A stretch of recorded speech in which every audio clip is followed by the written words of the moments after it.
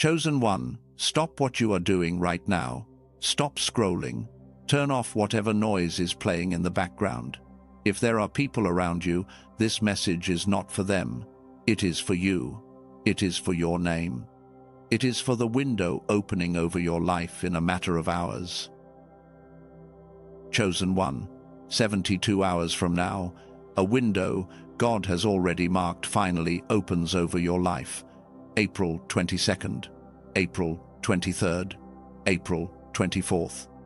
And the reason this message reached you before it begins is not accident, it is assignment. What felt heavier in the last week? What kept interrupting your prayers? What pulled your attention awake at strange hours when you should have been deep asleep? Those were not malfunctions. Those were not random. They were early signals of a season only the chosen ones can perceive in advance, and advance notice is never given to the abandoned, it is given to the covered. These 3 days are not dangerous because evil is bigger than your covering. They are dangerous because something significant is being decided in the unseen. Something that requires you to be awake, aware, and standing in your assigned position when the window opens, and God refuses to let you walk in unaware. Before the pressure was scheduled, the shelter was built. Before the window was marked, your name was already written inside it. What I am about to give you is the full briefing, the signs already circling you, the protocol for each of the 3 days, the identity that seals your covering, and the reason God marked you, specifically, for this. Do not leave this message until every piece is in your hands. Before I take you any further, I need you to hear something that might be the most important thing you hear this week. You are not imagining what you have been feeling. You know the weight I am talking about. That slow, building heaviness that showed up 7, maybe 10 days ago, with no good reason behind it. You checked your calendar. Nothing unusual. You checked your schedule. Nothing out of the ordinary. But something had shifted. Something underneath the surface of your life had shifted, and you could not name what it was. You tried to shake it off. You told yourself you were tired. You told yourself you were stressed. You told yourself it was the season, the weather, the workload, the people in your life. And maybe some of that was true, but it did not explain all of it. It did not explain the way your prayers started coming out differently. It did not explain why the words that used to flow now felt thick, like they were catching on something invisible before they ever left your lips. You tried again. You went back to your quiet place. You opened the scripture you usually open. You said the names of the ones you always pray for. And still, the air in the room felt different. The stillness felt different. The connection you were reaching for felt like it was there, but covered, like a radio station playing through fabric. That was not you. That was not your faith weakening.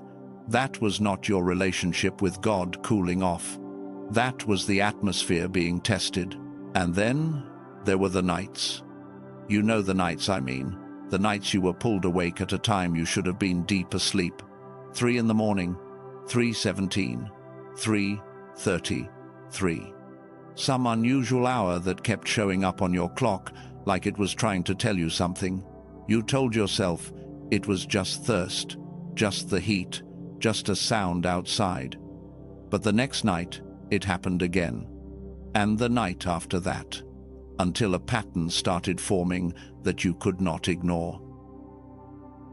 Chosen one, none of that was random. None of that was broken sleep or coincidence or bad luck. That was your spirit registering, ahead of your mind, that a marked window was approaching.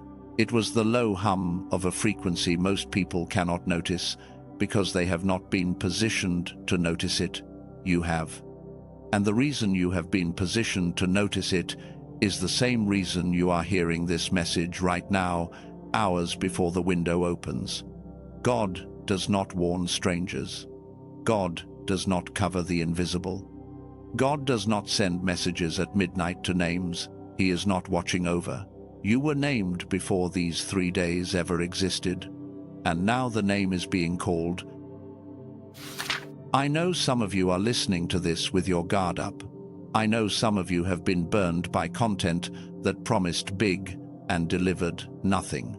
You have been promised revelation before and received hype.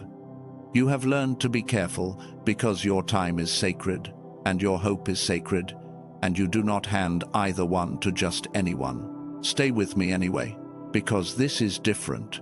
This is not a list of things that might happen.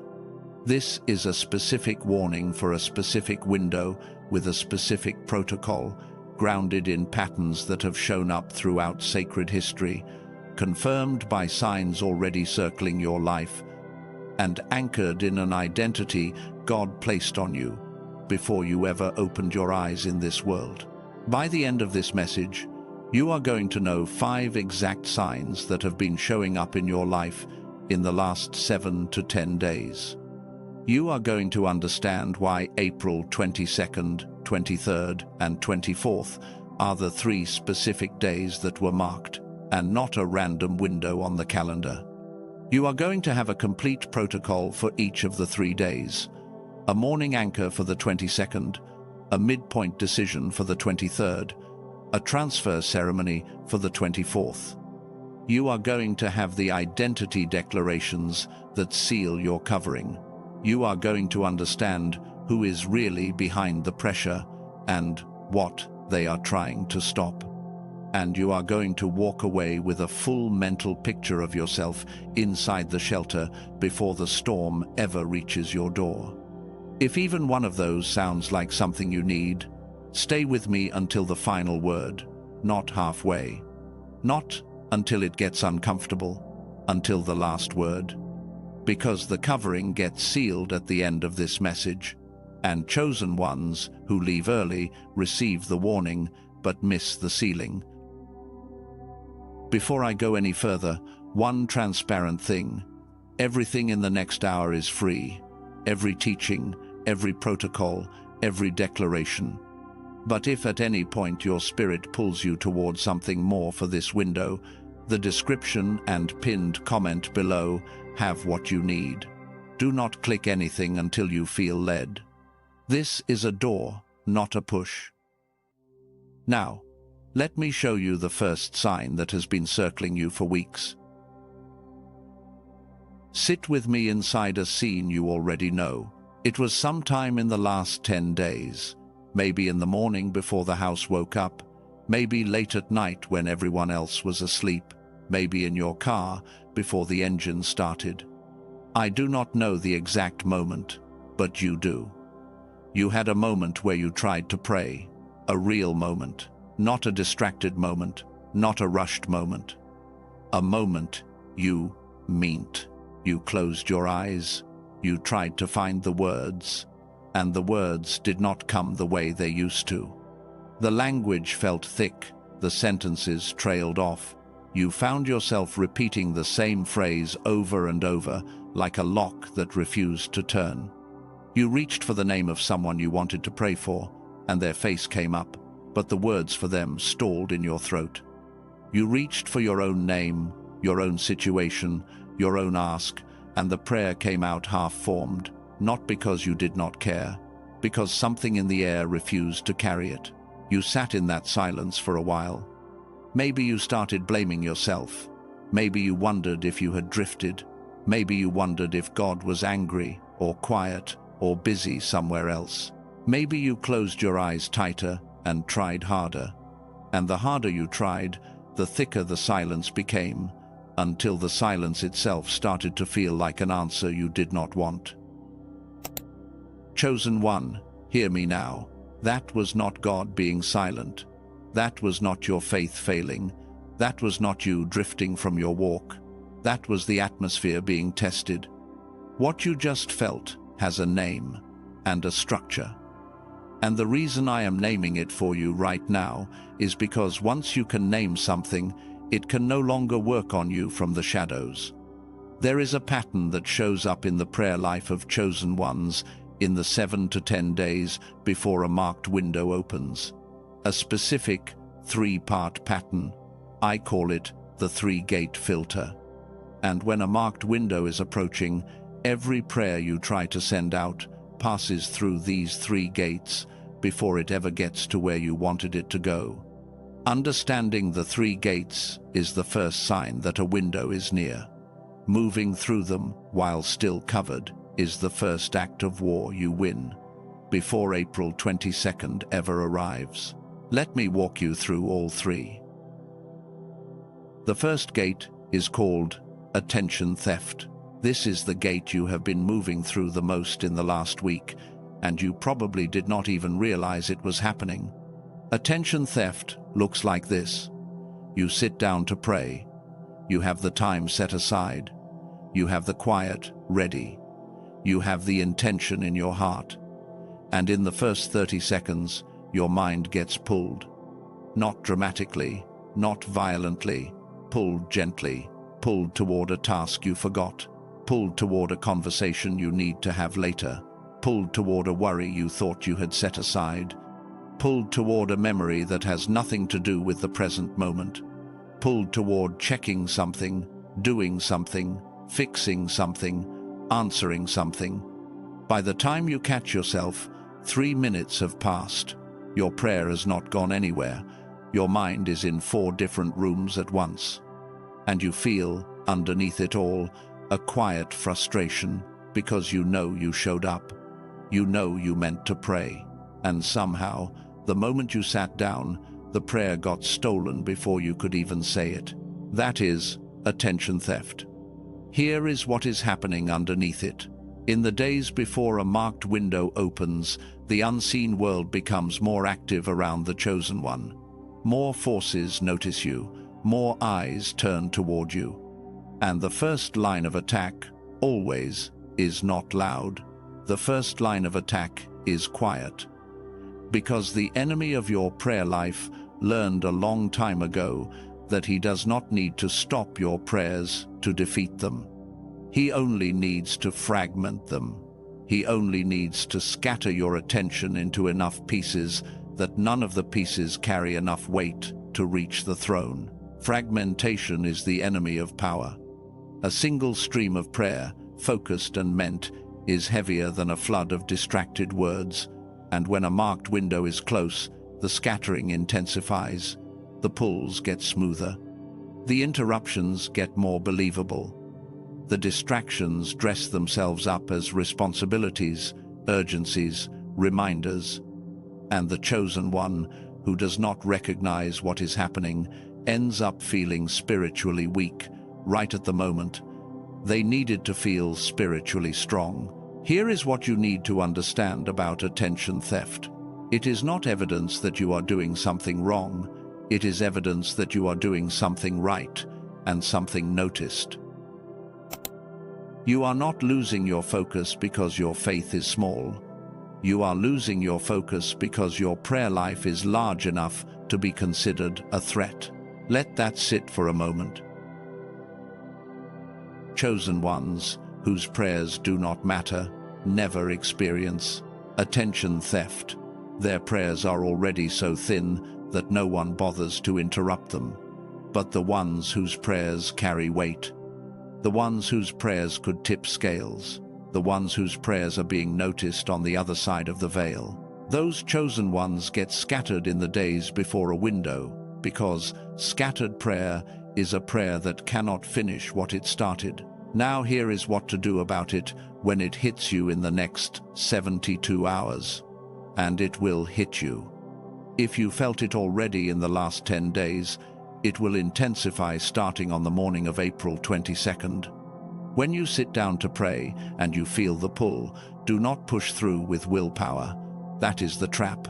Willpower burns out. Willpower ends in frustration. Willpower puts you in a fight you are going to lose, because the pull is not coming from your mind in the first place. Instead, name the pull. Out loud, if you can. In your head, if you cannot. Say to yourself something simple.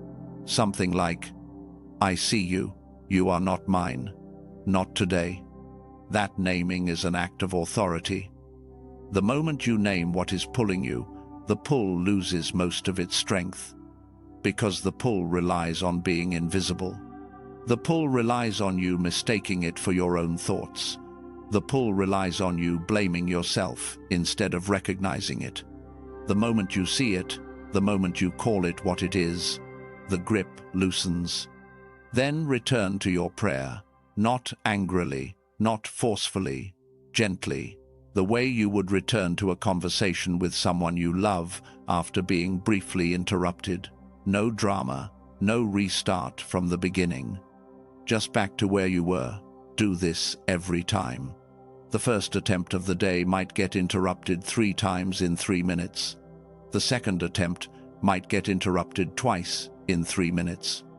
The third attempt might hold for 4 or 5 minutes before the pull arrives.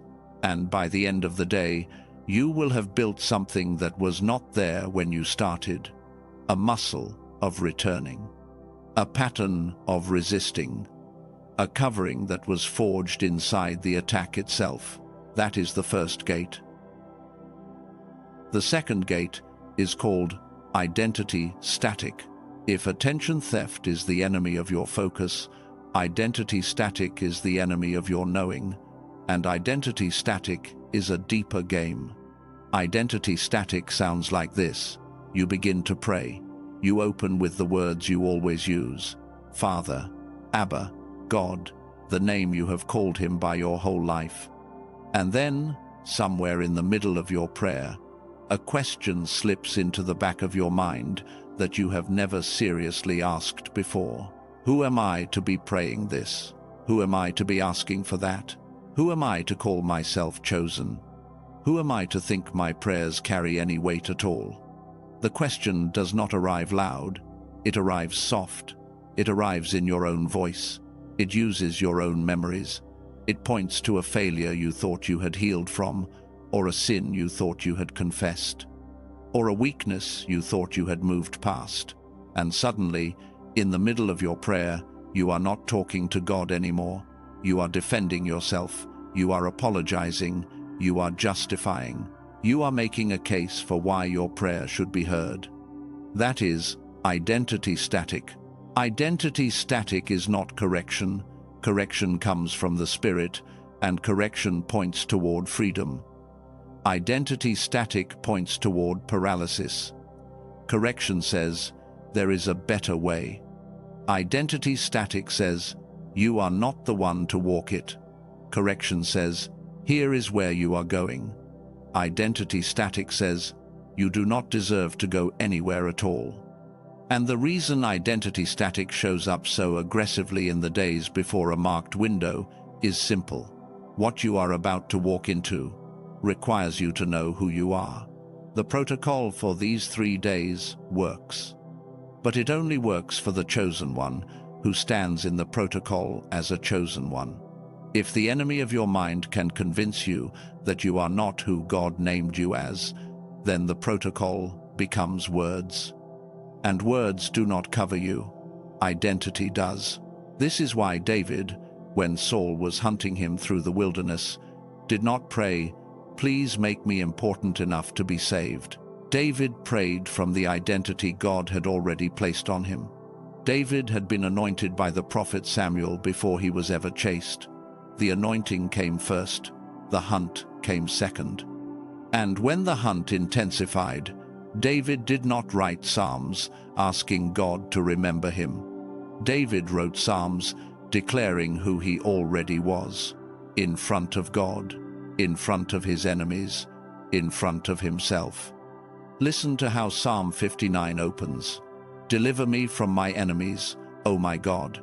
Defend me from those who rise up against me. David did not ask to be made worthy of deliverance. He asked for the deliverance that his identity already qualified him for. That is the pattern. You are not more vulnerable in a marked window. You are more visible. And when you are more visible, the static gets louder. Because the static knows that if you forget who you are for long enough, you will walk into April 22nd with your covering spoken away by your own doubt. Here is what to do when the static hits. You stop the prayer mid-sentence. You stop the justification, you stop the apology, and you speak one sentence over yourself, out loud if you can, inside your head if you cannot. You say, "I am who he said I am, and I am praying from that ground." That is it. That is the whole defense. You do not need to argue. You do not need to prove. You do not need to list the evidence. The static is trying to get you into a debate so the debate can drain you. Refuse the debate. Speak the identity. Return to the prayer. Over time, the static gets quieter, because the static only has power when you engage it. The moment you refuse to engage, the moment you speak your identity instead of defending it, the gate loses its grip. That is the second gate. The third gate is called timing fog, and this one is the most important of the three, because this one is the one that makes chosen ones give up on the protocol before they ever start it. Timing fog sounds like this. You finally break through the distractions. You finally silence the static. You settle into your prayer. You finally find the stream. And just as the stream starts to flow, a thought arrives that feels reasonable, maybe even spiritual. Not today. Tomorrow would be a better time. Right now, you are tired. Right now, you are distracted. Right now, you are not in the right state to do this properly. Better to do it right tomorrow than halfway today. So, you close the prayer early. You promise yourself you will try again in the morning, and in the morning, the same thought arrives. Better later, better tonight, better when you have more time. And the prayer gets postponed day after day, until the window has opened and you are standing inside it without ever having done the work the window required. That is timing fog. Timing fog is not laziness. Timing fog is not a character flaw. Timing fog is a specific interference pattern that tricks the chosen one into believing that waiting is the same as wisdom. It is not. In a marked window, waiting is surrender. The window opens whether you are ready or not, and every hour you spend postponing the covering is an hour you walk inside the window with less of the protection you were supposed to be carrying. The ancient Hebrew word for the kind of watching God does over a chosen one is shamar, S-H-A-M-A-R. It means to guard, to keep, to watch over, to preserve. When Scripture says the Lord will keep you, or the Lord will guard your going out and your coming in, the word underneath it is shamar, and shamar is not a passive word. Shamar is an active, vigilant, never-sleeping word. Shamar is a guard who stays at the gate even when the one inside the gate is asleep. Here is what you need to understand about shamar as it connects to timing fog. God shamars you. That is his part. But the covenant of the chosen one is that he shamars you while you also shamar yourself. He watches the outer gate, you watch the inner gate. He guards the perimeter, you guard the interior. And when a marked window is approaching, the interior guarding becomes your direct responsibility. If you let timing fog postpone your guarding, the interior sits open. And a gate that sits open, even for one night, is a gate through which the pressure can walk in. So when timing fog hits you in the next 72 hours, and it will, especially on April 23rd, because the 23rd is the day of decision, here is what you do. You do not wait for the right mood. You do not wait for the right moment. You do not wait until you feel spiritual. You pray from where you are, in whatever condition you are in, with whatever words you can find, at the first opening you have. Even if the opening is 90 seconds, even if the words are clumsy, even if your body is tired and your mind is scattered, you shamar the gate, because the gate only needs to be held, not perfected. A 90-second held gate is worth more than a perfect prayer that never happens. That is the third gate. Attention theft, identity, static, timing, fog. Those three gates are the first sign that a marked window is approaching your life. And if you recognized yourself in even one of them, as I was describing it, that is confirmation. You are not imagining this. You are inside the preparation for April 22nd. Now, I want to ask you to do something simple. If one of the three gates has been hitting you harder than the others in the last 10 days, comment the number below. Just the number. 1, if it is attention theft. 2, if it is identity static. 3, if it is timing fog. Do not explain, just the number. The reason I am asking is because which gate is hitting you hardest tells you which of the 3 days of the window is going to be your heaviest. Chosen ones whose hardest gate is 1 will find April 22nd the steepest. Chosen ones whose hardest gate is 2 will find the 23rd the steepest. Chosen ones whose hardest gate is 3 will find the 24th the steepest. Knowing ahead of time is part of the covering. Comment the number. Then stay with me. Before I take you into the second sign, I need you to anchor something in your mind that is going to carry you through the rest of this message. The three gates are not evidence that something is wrong with your prayer life. The three gates are evidence that something is right with your prayer life. If your prayers did not matter, they would not be interrupted. If your identity did not matter, it would not be questioned. If your timing did not matter, it would not be confused. The pressure proves the value, always, in every chosen one, in every marked window. Remember that when you sit down to pray tomorrow, and the day after, and the day after, remember that when you feel pulled, shaken, or postponed, the pressure proves the value. You are not falling apart. You are being filtered. And filtering is what separates the chosen one who walks into the window with a full covering from the chosen one who walks in empty. You are going to walk in full. I am going to make sure of it. There is a second sign, and the second sign is not about your prayer life. It is about the relationships around you.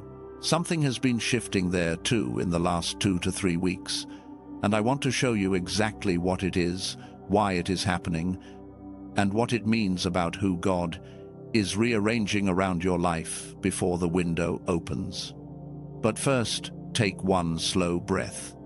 Let whatever you just absorbed settle into the place in you that already knew it was true before I said it out loud. Good. Now, follow me into the second sign. The second sign is already in your life. You might not have named it yet. You might have blamed it on something else. You might have told yourself it was a bad week, a misunderstanding, a stressful season, a normal rough patch. But when I describe it, you are going to know exactly which moment in your life I am talking about. You are going to know exactly which name, which conversation, which message, which silence I am pointing at. Because the second sign is not subtle. The second sign is something you have been carrying in the back of your mind for at least 2 weeks, and you have not known what to do with it.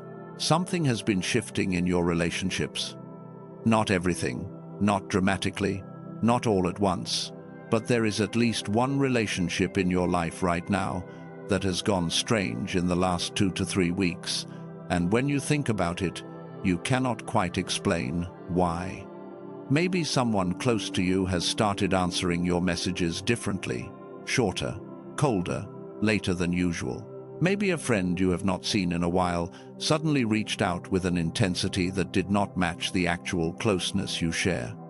Maybe a family member who normally stays out of your business has started inserting themselves into decisions that are not theirs to make.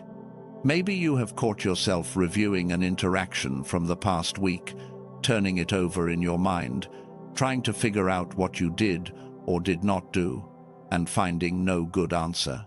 Chosen one, I need you to hear me on this next part very carefully. That is not your fault, and it is not an accident. When a marked window approaches the life of a chosen one, the relationships around them do not stay still. They reorganize, quietly, almost invisibly. Weeks before the window actually opens, a kind of shifting begins. The people connected to your next level start to stabilize around you. They become more present, more supportive, more aligned.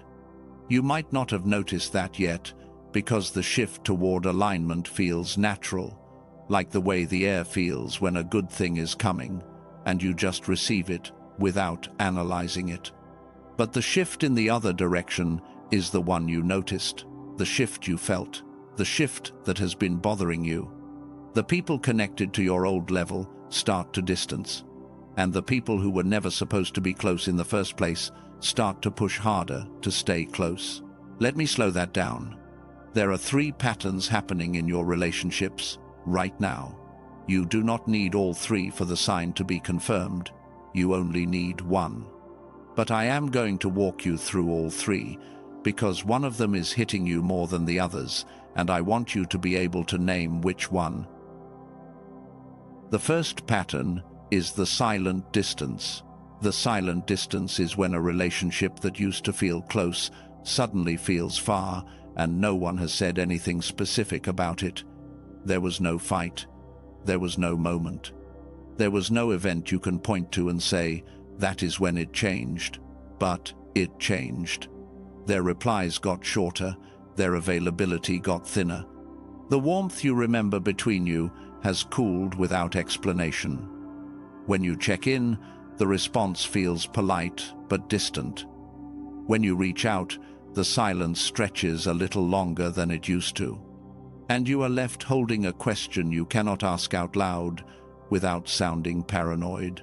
Did I do something wrong? Here is what the silent distance actually is, and why it is happening right now. The silent distance is the soul recognizing what the mind does not yet know. Before a chosen one walks into a marked window, the people whose assignment was only for the previous season begin to drift. Not because they are bad people, not because they have turned against you, not because you failed them in some hidden way. They are drifting because their part of your story is ending, and something in them, underneath all their thoughts, knows it before you do. The soul is honest in ways the mind will never be. And when the soul of someone close to you registers that the next chapter of your life will require a different kind of companion, the soul begins its quiet retreat long before the person could ever articulate why. This is one of the hardest signs to accept, because the silent distance does not feel like growth. The silent distance feels like loss. It feels like you are losing people you did not know you could lose. It feels like the ground of your relational life is shifting under your feet, and you cannot tell if you are the one moving or if they are. You are not losing them. They are completing with you. There is a difference.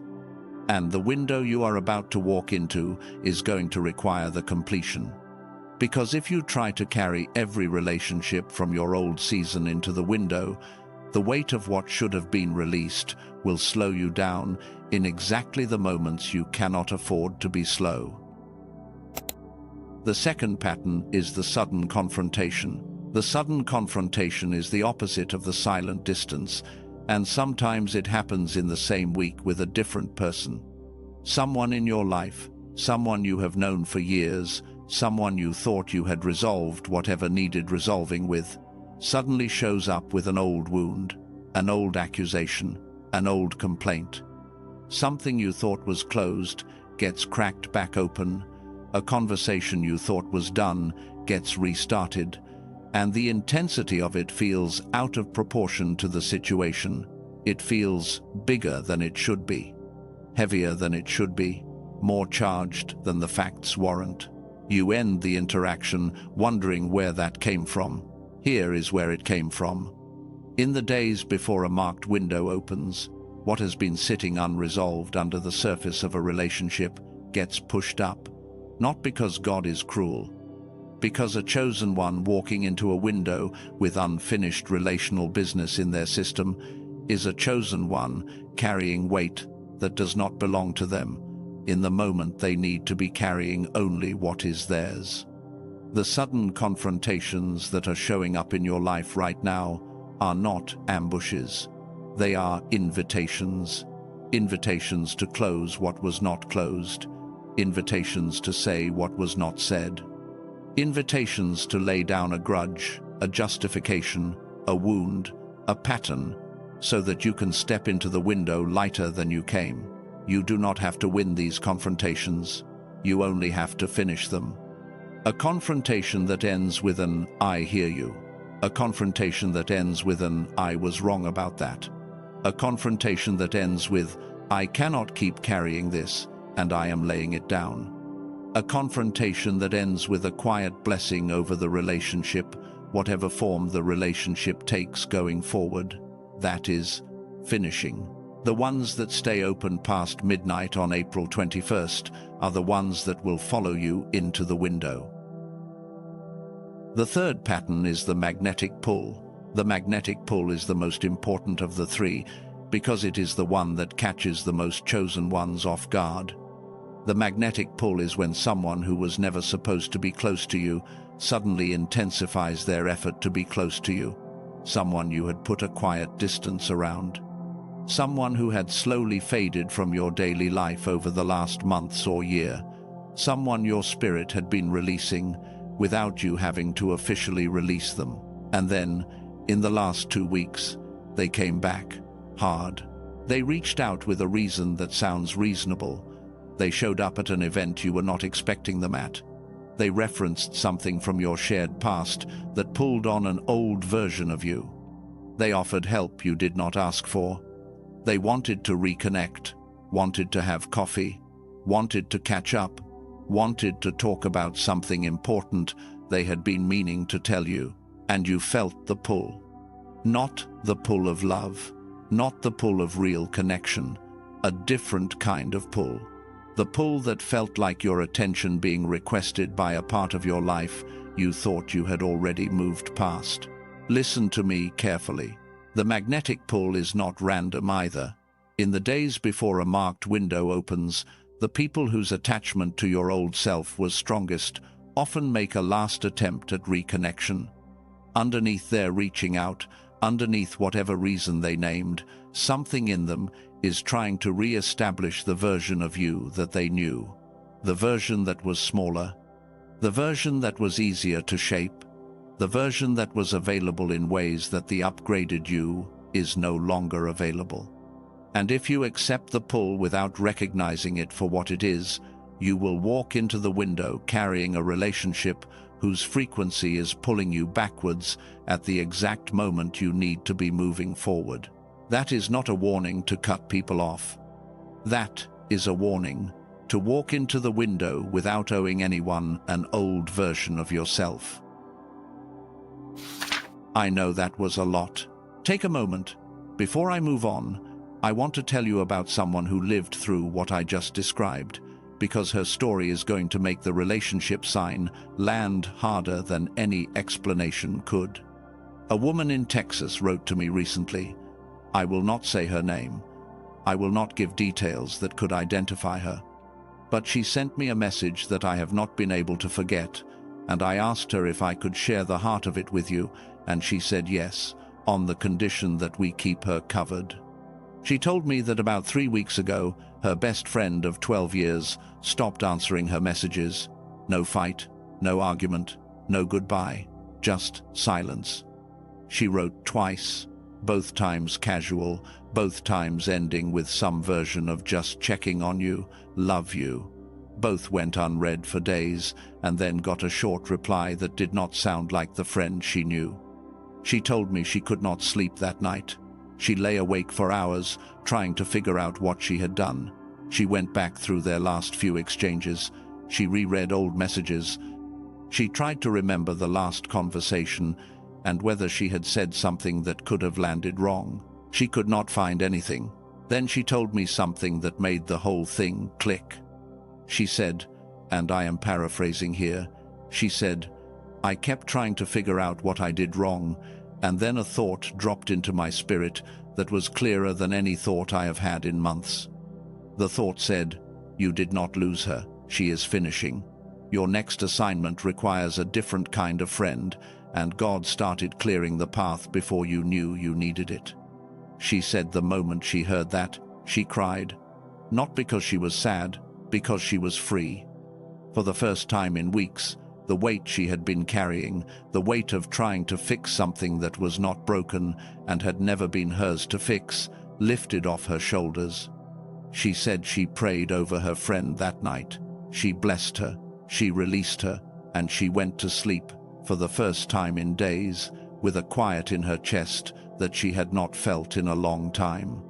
2 days later, she received a series of confirmations about a new opportunity that required her to be in a season of focus her old friendship patterns would have made impossible.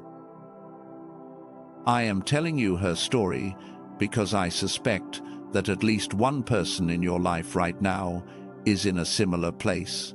Someone who has gone silent, someone who has gone distant, someone who used to be close and now is not. And you have been blaming yourself, or blaming them, or blaming the season, or blaming circumstances, when the real answer is the one that her story carries. You are not losing them. They are completing with you. The window you are about to walk into is going to make clearer what the drift has been telling you for weeks. And walking through April 22nd with the relational clarity already in place is a completely different experience than walking through April 22nd, still trying to figure out why the people around you are moving the way they are moving. So, here is what I want you to do right now. If one of those 3 patterns is hitting you harder than the others, I want you to comment the number below. Just the number. The silent distance is 1. The sudden confrontation is 2. The magnetic pull is 3. Do not explain. Do not tell the whole story. Just the number. And if you want to add one word that names who it is about without using their name, you can. Something like friend, or family, or partner. Something that names the category without identifying the person. The reason I am asking is the same reason I asked about the 3 gates. Which relational pattern is hitting you hardest tells me, and tells you, what the window is adjusting in your life on the other side of the 72 hours. And the more you name it ahead of the window, the less it can surprise you inside the window. Comment the number. Then stay with me, because there is one more sign, and it is the one most chosen ones never see coming. The 3rd sign is not about your prayer life, and it is not about your relationships. The 3rd sign is about something stirring inside you that you have been trying not to feel because it scares you more than any of the other signs. And if you do not understand what it is, you are going to spend April 22nd, 23rd, and 24th fighting the wrong battle. Here is the 3rd sign. Somewhere in the last 2 to 3 weeks, you have been quietly terrified, not of failure, not of loss, not of attack. You have been terrified of the opposite. You have been terrified of the thing you have been praying for finally arriving. Read that again. You have been terrified of the thing you have been praying for finally arriving. I know how that sounds. I know a part of you wants to push back on that sentence right away, because no chosen one wants to admit out loud that they are scared of their own breakthrough. But I am going to ask you to stay with me, because the 3rd sign is the one the enemy of your destiny counts on you refusing to name. And what you refuse to name, you cannot defeat. Let me show you what this actually looks like in a life. You have been praying for a specific thing for a long time. Maybe it is a shift in your career. Maybe it is a relationship. Maybe it is financial. Maybe it is a healing. Maybe it is a calling you have known was yours since you were young. Whatever it is, you have asked for it. More than once, more than 50 times, maybe more times than you could count. And you meant every single prayer. You wanted it. You needed it. You believed it was coming. And then, somewhere in the last 2 to 3 weeks, something changed. You started noticing signs that the prayer was being answered. Small signs at first. A door cracking open somewhere. A person showing up at the right time. A confirmation arriving unprompted. Something you thought was impossible starting to look possible. Something you thought was years away suddenly showing up on the horizon. And underneath your gratitude, underneath your hope, underneath the relief you should have been feeling, a different feeling showed up. Fear, not the fear of it not happening, the fear of it actually happening. Fear of what your life would have to become if the prayer was really answered. Fear of who you would have to be in order to hold what you had been asking for. Fear of the parts of your old life that would have to die for the new life to have room. Fear of the visibility, the responsibility, the exposure, the stretch that comes with actually receiving the thing. And underneath all of that, the quietest fear of all. The fear that you are not who you would need to be in order for the answered prayer to last. That is the third sign. It has a name. The ancient voices called it success terror. Some call it visibility, fear. Some call it imposter terror. The name matters less than the mechanism. The mechanism is the same in every chosen one who has ever stood in a marked window.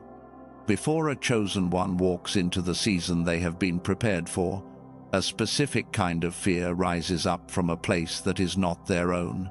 A fear that disguises itself as realism.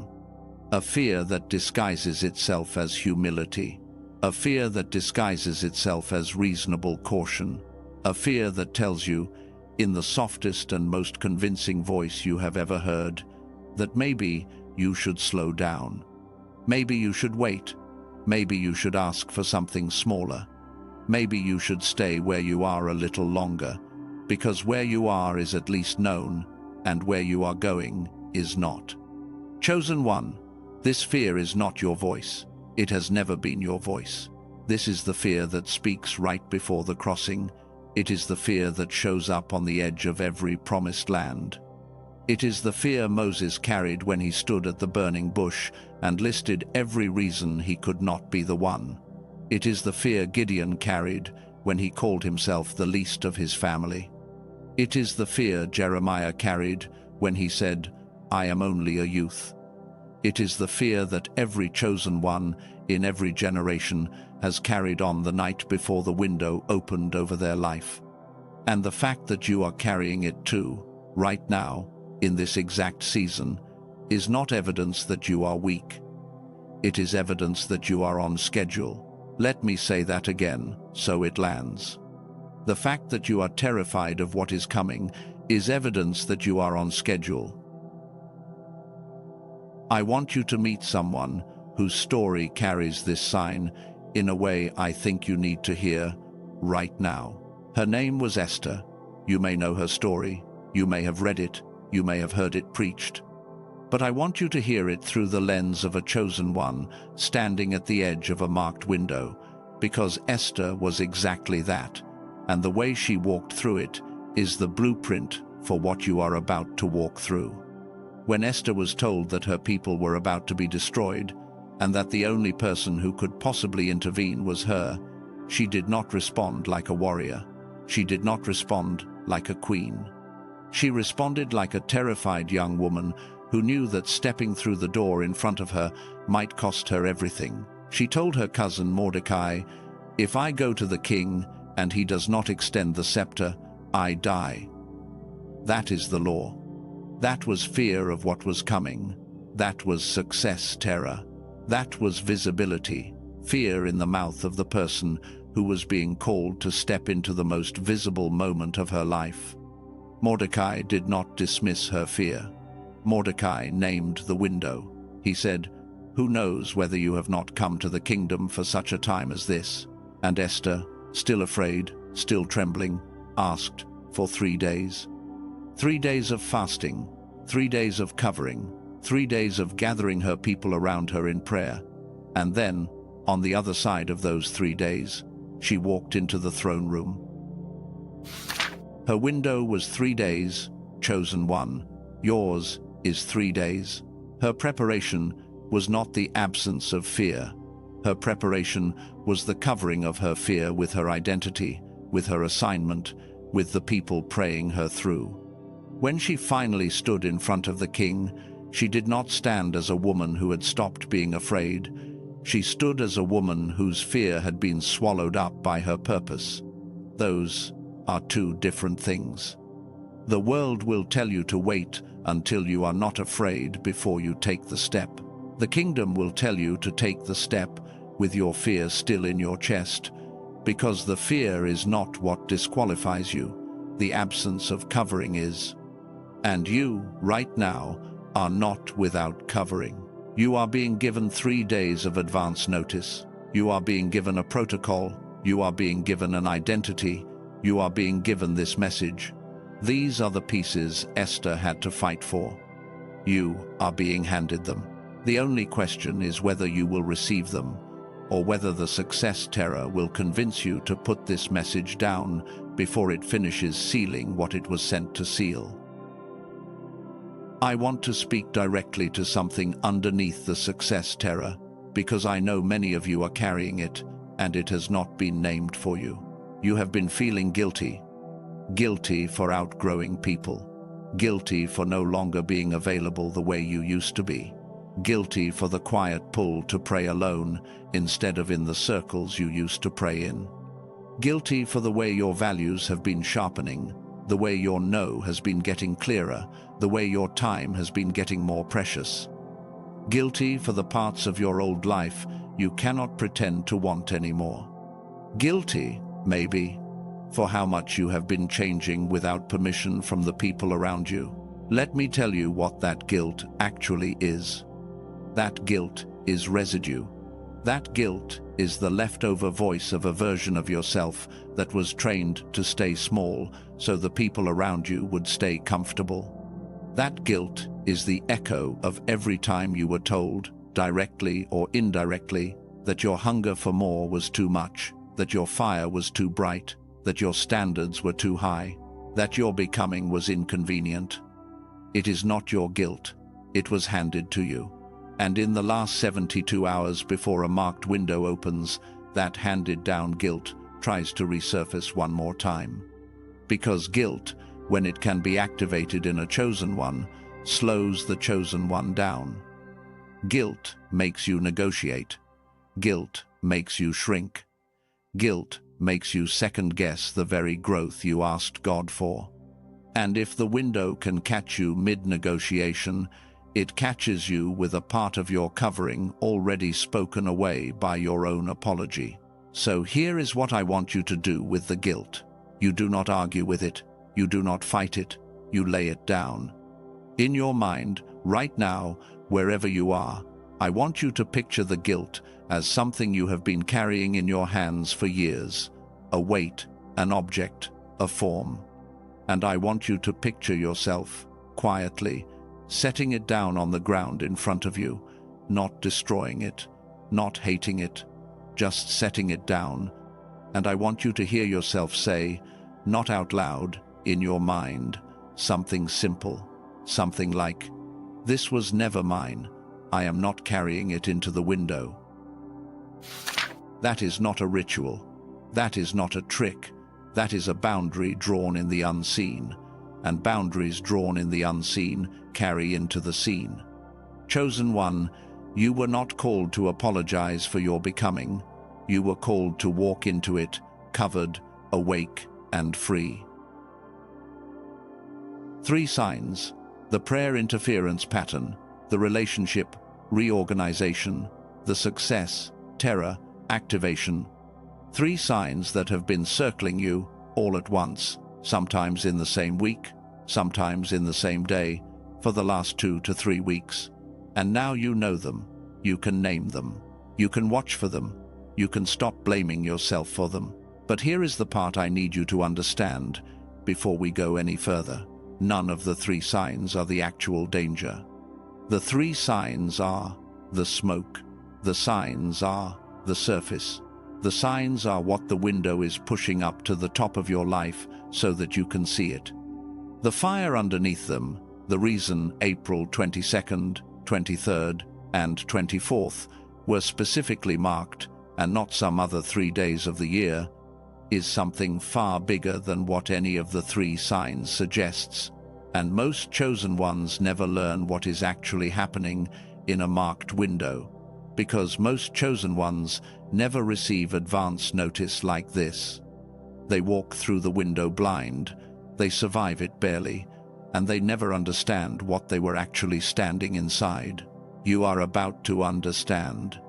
What I am about to show you next is the reason God marked these 3 days, not the signs. The reason, the convergence, underneath the surface. The 3 forces that are aligning right now in the unseen over your life, and that will only align the way they are aligning on these specific 72 hours, once in this entire season. And when you see what these 3 forces are, everything else about the window, including the protocol I am going to give you for each of the 3 days, is going to make sense in a way that nothing else could have made it make sense. Stay with me. The next part changes everything. Before I take you into what is actually happening underneath the signs, I need you to understand one thing about how marked windows work in the unseen. Because without this piece, nothing I am about to show you will land the way it is supposed to land. When you hear the phrase dangerous days, your mind goes to attack. That is normal. That is how we have been trained to hear warning language. We hear warning, we think threat, we think attack, we think something is coming to hurt us. Chosen one. This window is bigger than attack. Attack would be easy to name. Attack would be easy to defend against. Attack is something you could write a list for, and every chosen one, with a little bit of scripture underneath them, knows what to do when attack is on the horizon. You pray harder, you fast longer, you tighten your circle, you put on the armor, you stand, and those things matter, and they work, and you are going to need every one of them in the next 72 hours.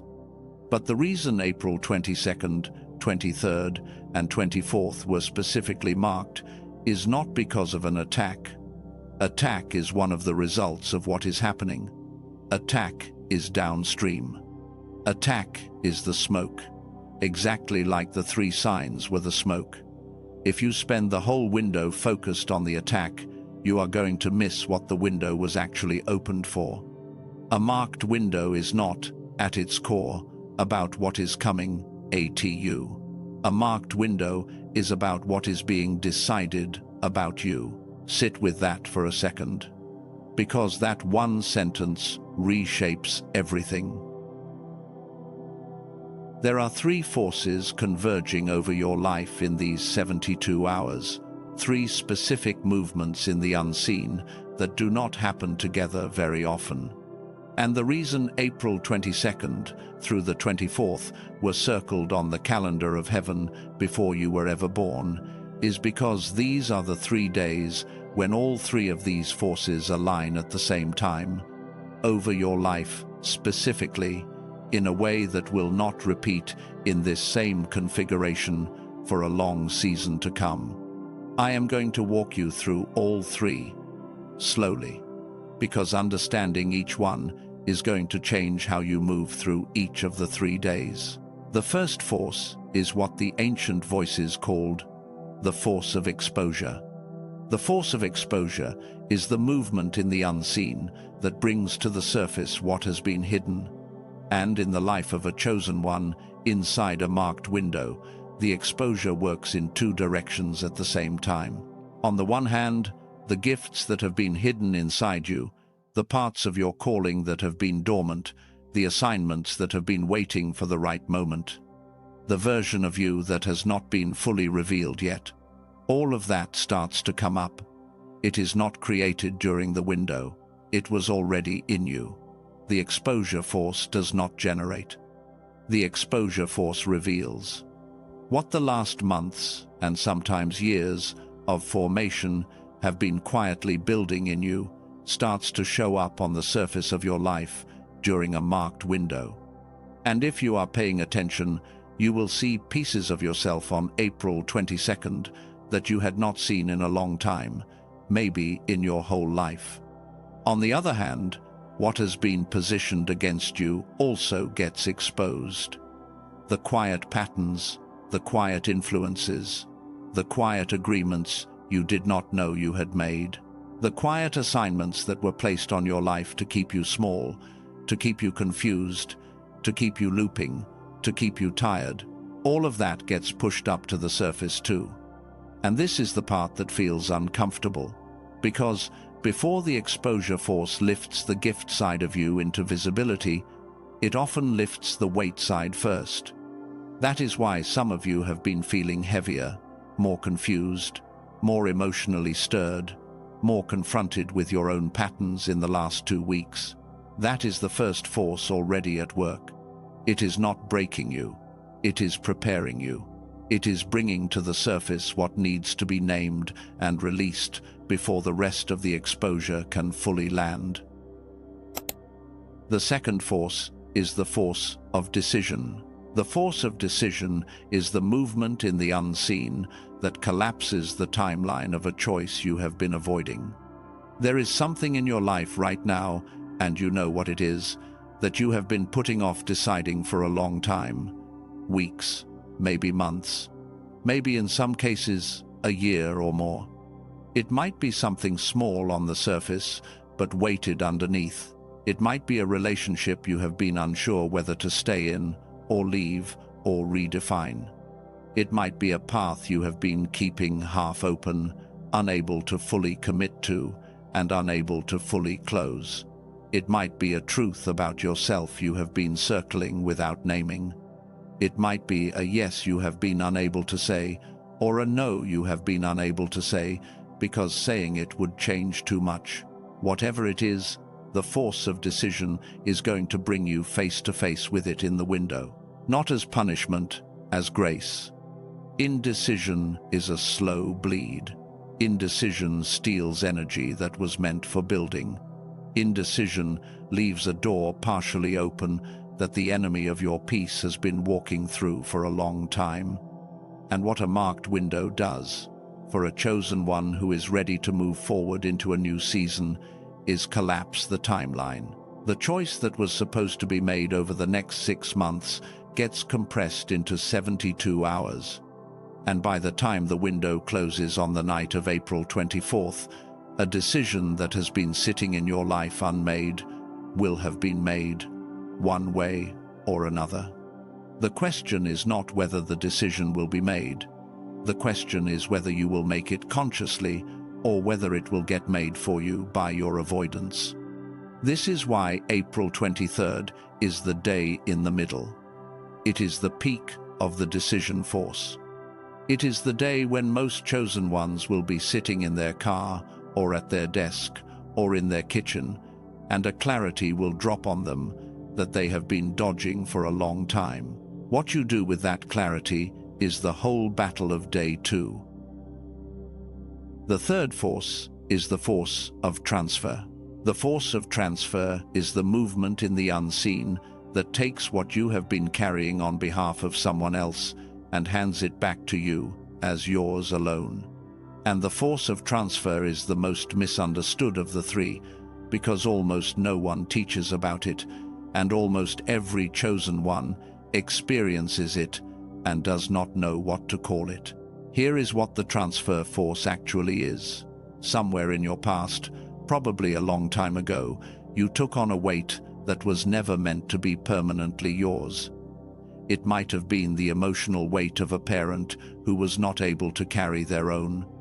It might have been the spiritual weight of a community or a family lineage that handed you their unfinished work. It might have been the practical weight of a role in a relationship or a household that you assumed because no one else would, and then you kept carrying long after the season for you to carry it was over. It might have been a grief that belonged to someone who is no longer in your life, but you kept grieving on their behalf because grief had become familiar. You have been carrying it for a long time, and the weight of it has been quietly shaping the way you move, the way you pray, the way you relate, the way you choose. You have assumed the weight was yours. You have even identified with the weight. In some cases, you have forgotten who you were before you picked it up. In a marked window, the transfer force does two things at once. It lifts off you what was never yours to keep, and it hands back to you what is yours to carry. Those are not the same thing. What is yours to carry is your actual assignment, your actual calling, your actual gift, your actual piece of the kingdom work. And that piece has been sitting partially dormant for a long time, because you have been so busy carrying someone else's weight that you have not had the capacity to fully pick up your own. The transfer force rearranges that. It clears the borrowed weight first, which is why day 3, April 24th, is going to feel like something is being taken, and then it hands you back the assignment, which is why the 24th is also going to feel, by the end of it, like something is being returned that you had been missing without knowing you were missing it. This is why I call day 3 a transfer ceremony. It is not just a release, it is an exchange.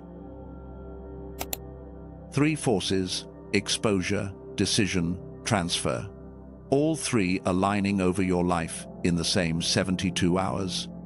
And the reason God marked these specific 3 days and not some other 3 days on your calendar is because this is the specific window when the alignment holds. Not before, not after, here. Now hear the reframe I want you to carry for the rest of this message. Dangerous days are not God punishing you. Dangerous days are God releasing the training wheels because you are ready to carry what comes next. Let me say that one more time, because I want it to sink past your mind and into the place in you where you actually make decisions. Dangerous days are not God punishing you. Dangerous days are God releasing the training wheels because you are ready to carry what comes next. I want to take you inside a story that carries all 3 of these forces, because seeing them in a life that already walked through them is going to make them land deeper in yours. You have heard of Daniel. You have probably heard the story of the lion's den since you were a child. I want you to hear it differently tonight. Daniel was not thrown into the den because he lost a battle. Daniel was thrown into the den because he won one. The decree had gone out that no one could pray to any god other than the king for 30 days. And Daniel, knowing the decree, knowing the cost, knowing that the window was closing, went home, opened his window toward Jerusalem, got on his knees 3 times that day, and prayed the way he had always prayed. He did not hide. He did not negotiate. He did not pray quietly. He opened the window and prayed anyway. That was the decision force at work in Daniel. He had been putting off nothing. When the decree collapsed the timeline, he already knew what he was going to do because he had made the decision before the pressure arrived. The pressure did not force his hand. The pressure revealed his hand, and the revelation was an identity that had been formed long before the den was ever dug. By the time he was thrown in, the lions were not the actual test. The lions were the smoke.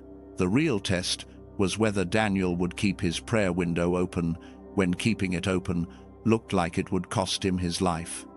He kept it open, and when the king came looking for him the next morning, Daniel was unharmed because the decision he had already made in secret had sealed his covering in public.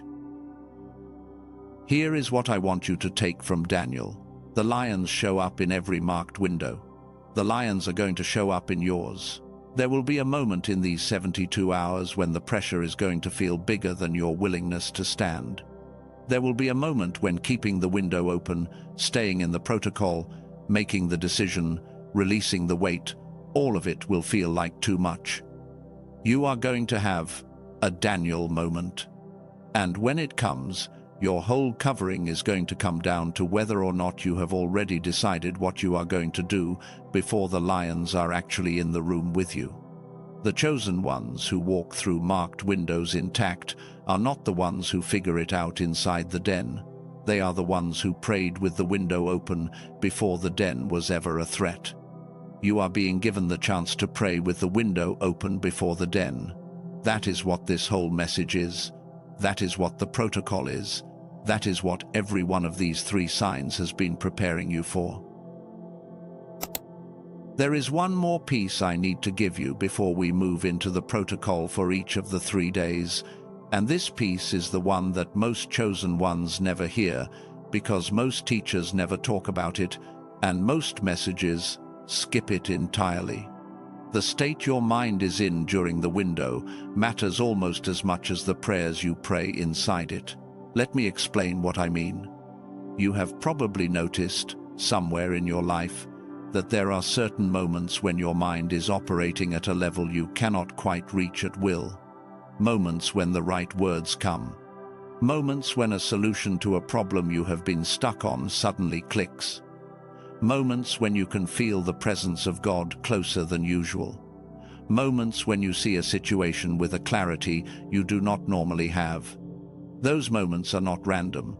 Those moments are your mind operating at a higher frequency than its default setting. For most of human history, people did not think about the brain as having frequencies.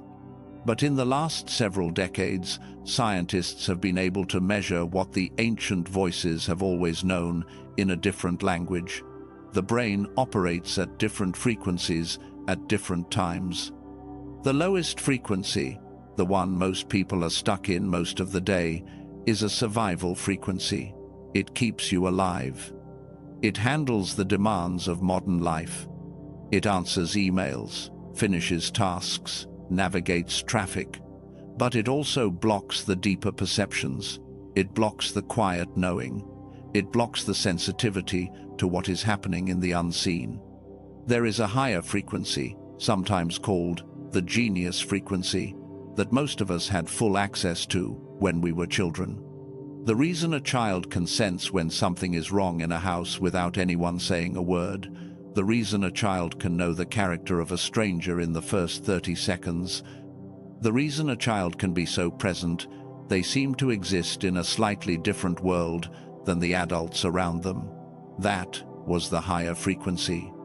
And somewhere around 7 years old, modern life started suppressing it, not maliciously, not intentionally. But the environment we were placed in, the schooling, the schedules, the constant input, the screens, all of it trained us out of the frequency that was our default as children. For most adults, that frequency is now dormant. It flickers occasionally. It shows up in the rare moments I described earlier. But it is not on the way it used to be. Why does this matter for the window? Because in a marked window, what is happening in the unseen is happening at a frequency the survival mind cannot perceive. If your mind is locked in survival during the 72 hours, you will feel the pressure of the window, but you will miss most of what the window is actually doing. You will receive the attack of it and miss the revelation of it. You will feel the exposure, but miss the clarity the exposure was meant to give you. You will feel the decision force, but mistake it for anxiety instead of recognizing it as guidance. You will feel the transfer, but grieve the release instead of receiving the exchange.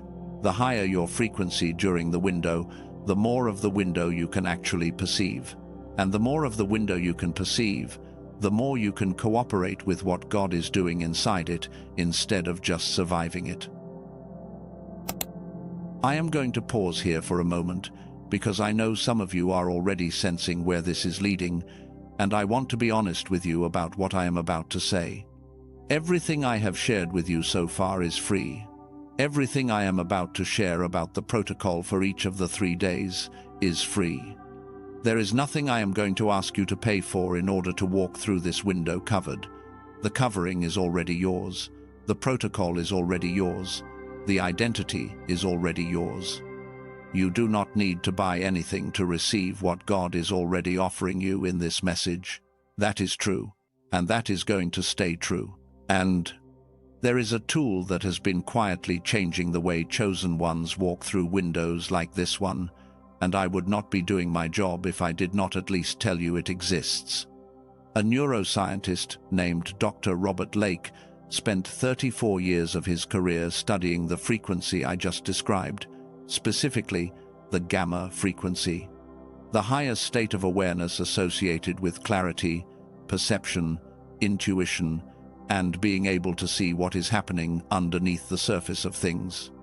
His research, and the research of teams at MIT, Princeton, and several other leading universities, mapped exactly how that frequency works, what activates it, what suppresses it, and what it takes to bring it back online in an adult mind that has been stuck in survival for years. At the end of his research, Dr. Lake did something most researchers never do. He compressed what took a lab setting and expensive equipment to produce into a 7-minute audio track, one file. Listened through headphones, eyes closed, no meditation required, no special training. He called it the Genius Song. I am telling you about it now, not at the end of this message, because some of you are going to feel an immediate pull, not a pressured pull. A quiet, clear pull that says, this is the tool for my window. If that is happening for you right now, the link to the Genius Song is in the description and pinned comment below this message. You do not need to click it now. You do not need to click it at all. But if your spirit is telling you that this is what it has been pulling toward, the door is there. For everyone else, stay with me. Because what comes next is the full protocol. One protocol for April 22nd, one for April 23rd, one for April 24th. And before we walk into the morning of the 22nd, there is one piece of the first day that I want you to hear, because if you miss this piece, the rest of day one will not hold. Take one breath, let the last few minutes settle. What you just heard about the three forces is the foundation under everything else we are going to do. You are no longer walking into this window blind. You are no longer blaming yourself for the signs that have been circling you. You are no longer confused about what is actually at stake in these 72 hours. Good. Now I am going to take you into the morning of April 22nd, and we are going to start with the piece that most chosen ones get wrong on day one. There are three protocols, one for April 22nd, one for April 23rd, one for April 24th, and each one was built to meet a different force from what I just showed you. The protocol for day one is built around the force of exposure. Because on the morning of April 22nd, the first thing you are going to notice is that something inside you and something around you is about to be uncovered. The protocol for day two is built around the force of decision. Because on the afternoon of April 23rd, a clarity is going to drop that you have been dodging for a long time. And what you do with that clarity is going to set the shape of the next season of your life. And the protocol for day three is built around the force of transfer, because on the night of April 24th, what you have been carrying that was never yours is going to be released, and what is actually yours is going to be handed back to you. 3 days, 3 protocols, 3 specific moves, and each one takes less than 10 minutes to execute, but each one holds the entire day under a covering if you actually do it. I am going to walk you through all 3, slowly, piece by piece, because I want you to leave this message with the protocol already living in your body, not still sitting as information in your head. We start with the morning of April 22nd. The morning of April 22nd is going to feel different from most mornings of your life. You may not consciously notice at first. You may wake up and go through the motions the way you always do. Check your phone, start your coffee, shuffle through the first few tasks. But underneath the motions, there is going to be a low-level pressure, a sense that today is carrying more weight than a normal Tuesday. An awareness that something is being watched, something is being measured, something is about to be seen. That is the exposure force already at work. What most chosen ones get wrong on day one is this. They wait until they feel spiritual before they do anything spiritual. They wait until the pressure becomes unmistakable. They wait until some sign arrives that confirms the window is really open. By the time the sign arrives, the morning is already half gone, and the opportunity to anchor yourself before the day builds, its momentum has passed. The morning anchor is the first piece of the protocol, and the reason it goes first is because what you do in the first 15 minutes of April 22nd sets the atmosphere for the next 24 hours. The first move of the morning anchor is what I call the pre-dawn witness statement.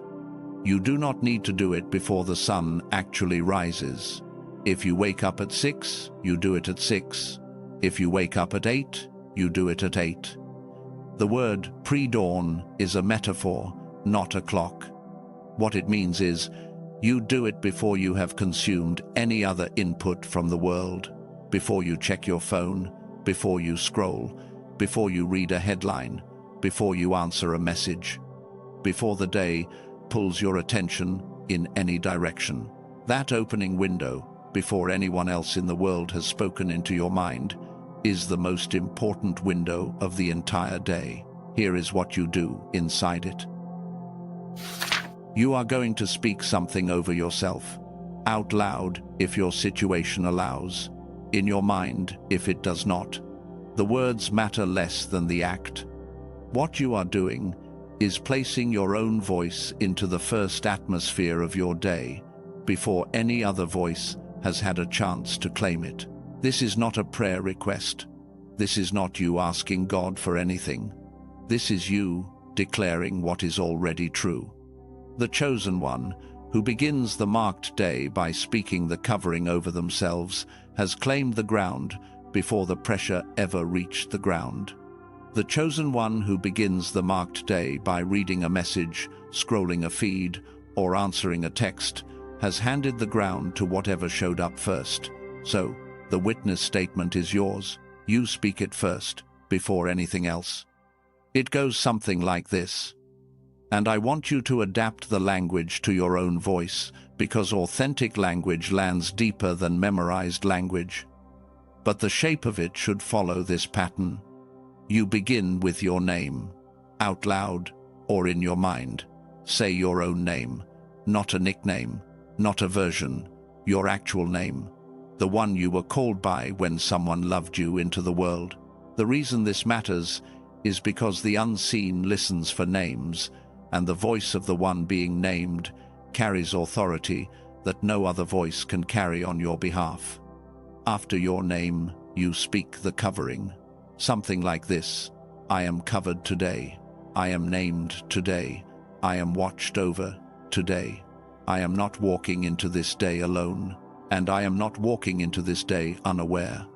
Then you name the day, out loud or in your mind. Today is April 22nd. This is day one of the window. I am awake inside it. I am ready for it. I am not afraid of it.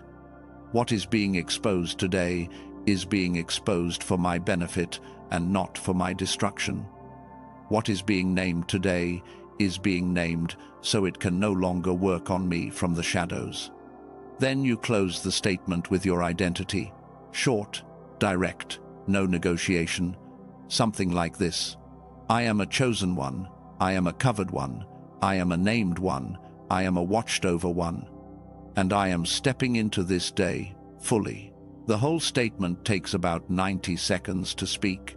If you are someone who does not normally speak things out loud, I want you to try it anyway, just for these 3 mornings. There is something about your own voice, spoken into the air of the room, that reaches a layer the internal voice cannot reach. You do not have to be loud. You can whisper. You can speak just above a breath. But let your voice be the first voice in the air. I know some of you are driving right now. I know some of you are lying in bed. I know some of you are at a desk with other people around. You do not have to speak it out loud today. You can speak it in your mind, right here, as you listen. The window does not open until the morning of the 22nd, so you have time to prepare. But between now and the morning of the 22nd, I want you to write down, in your own words, what your witness statement is going to be. Keep it short, keep it yours. Keep it so simple that you can remember it when you are half awake. The goal is not poetry, the goal is ground. The second move of the morning anchor is what I call the threefold silence window. This one is the piece most chosen ones skip, because this one is the piece that requires you to do nothing in a culture that worships doing. And yet, this is the piece that holds the entire day. 3 times in the day of April 22nd, you are going to stop for 90 seconds, not 2 minutes, not 5 minutes, 90 seconds. Once in the morning, after the witness statement. Once in the middle of the day, around noon, or whenever you have a pocket of space between tasks. Once in the evening, before you wind down for sleep. Each of these 90-second windows is a silence window. You do nothing. You do not pray words. You do not try to feel anything. You do not perform stillness. You simply stop, close your eyes if your situation allows, and let the noise settle for 90 seconds. If you cannot close your eyes, you soften your gaze. You slow your breathing without forcing it. You let the next 90 seconds happen without trying to make them into anything. Here is what is actually happening in those 90 seconds. On a normal day, your mind is running at a survival frequency. It is cycling through tasks, worries, reminders, memories, anticipations, interruptions, and reactions so quickly that it never settles long enough to perceive what is actually happening in your life beneath the surface of your thoughts. On a marked day, the survival frequency is even more active because the pressure is pushing your nervous system into a heightened state. And on a marked day, where the exposure force is operating, the survival frequency will actively block you from receiving the very thing the exposure is trying to show you. The silence windows drop your mind, even briefly, out of survival and into a state where perception becomes possible again. 90 seconds is not a lot of time, but 90 seconds of actual silence 3 times in a day is more silence than most modern people experience in an entire week. And on a marked day, 3 windows of real silence is enough to keep your frequency from locking into survival for the entire 24 hours. Here is what I want you to notice about the silence windows, because most teachers do not say this out loud. You are not going to feel peaceful during them at first, especially not on day 1. When you stop for 90 seconds on the morning of April 22nd, what is going to rise up is not peace.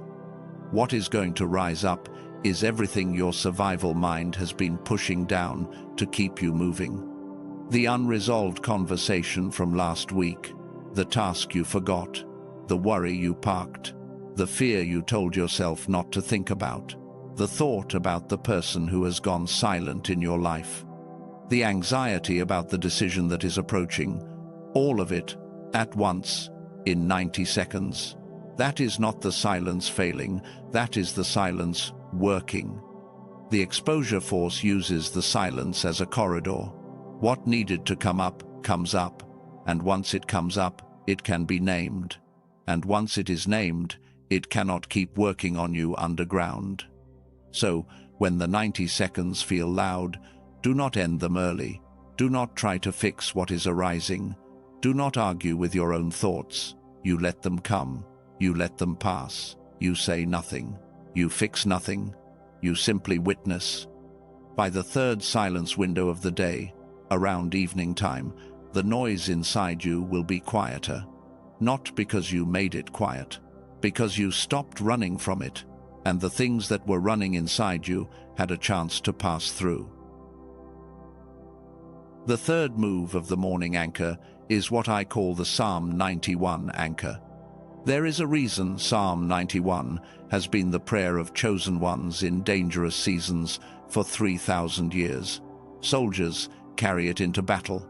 Mothers speak it over sleeping children. The dying whisper it as their final anchor. And in a marked window, Psalm 91 becomes the single most important scripture a chosen one can carry, because Psalm 91 is written in the exact language of covering that you need to speak over your own day. You do not need to read the whole psalm. You do not need a Bible in your hand to do what I am about to teach you. If you have one, use it.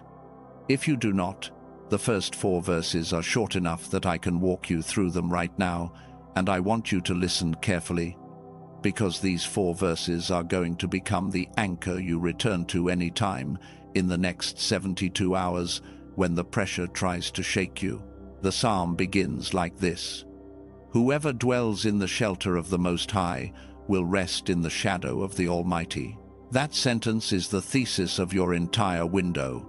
Whoever dwells, not whoever visits, not whoever drops in occasionally, whoever dwells.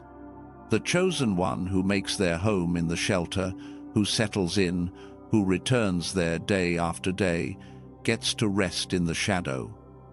The shadow of the Almighty is not a small thing. The shadow of the Almighty is the covering that nothing in the unseen can penetrate, and the condition for being under the shadow is the dwelling, the settling in, the returning. The next line is where I want you to slow down. "I will say of the Lord, He is my refuge and my fortress, my God, in whom I trust." That is the chosen one, speaking, not listening, speaking, declaring out of their own mouth what the Lord is to them. The psalm turns into first person because the covering activates in first person. The covering is not something that happens to you passively. The covering activates when you declare it with your own voice. The third line shifts into a promise. "Surely he will save you from the fowler's snare and from the deadly pestilence." The fowler is the hunter. The fowler is the one who sets invisible traps for birds that cannot see them coming. In the language of your window, the fowler is every subtle trap that has been positioned around your next 72 hours. The kind of traps you would not notice on your own, the kind of traps that work in the dark. And the promise of Psalm 91 is that the chosen one who dwells in the shelter does not need to see the traps in order to be protected from them. The shelter sees them, the shelter names them, the shelter disarms them, while you are simply walking through your day.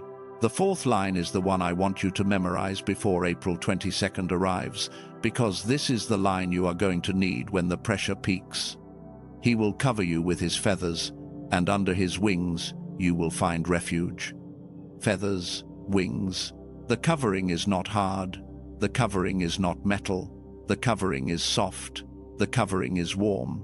The covering is the kind of closeness a mother bird gives to the chicks underneath her. That is the image the psalm gives you. Not a fortress of stone around you, but the warmth of a covering that is closer to you than your own skin. Here is what I want you to do with those 4 verses in the morning of each of the 3 days. You speak them, out loud if you can, in your mind if you cannot, slowly. Once through is enough. You are not rushing. You are not performing.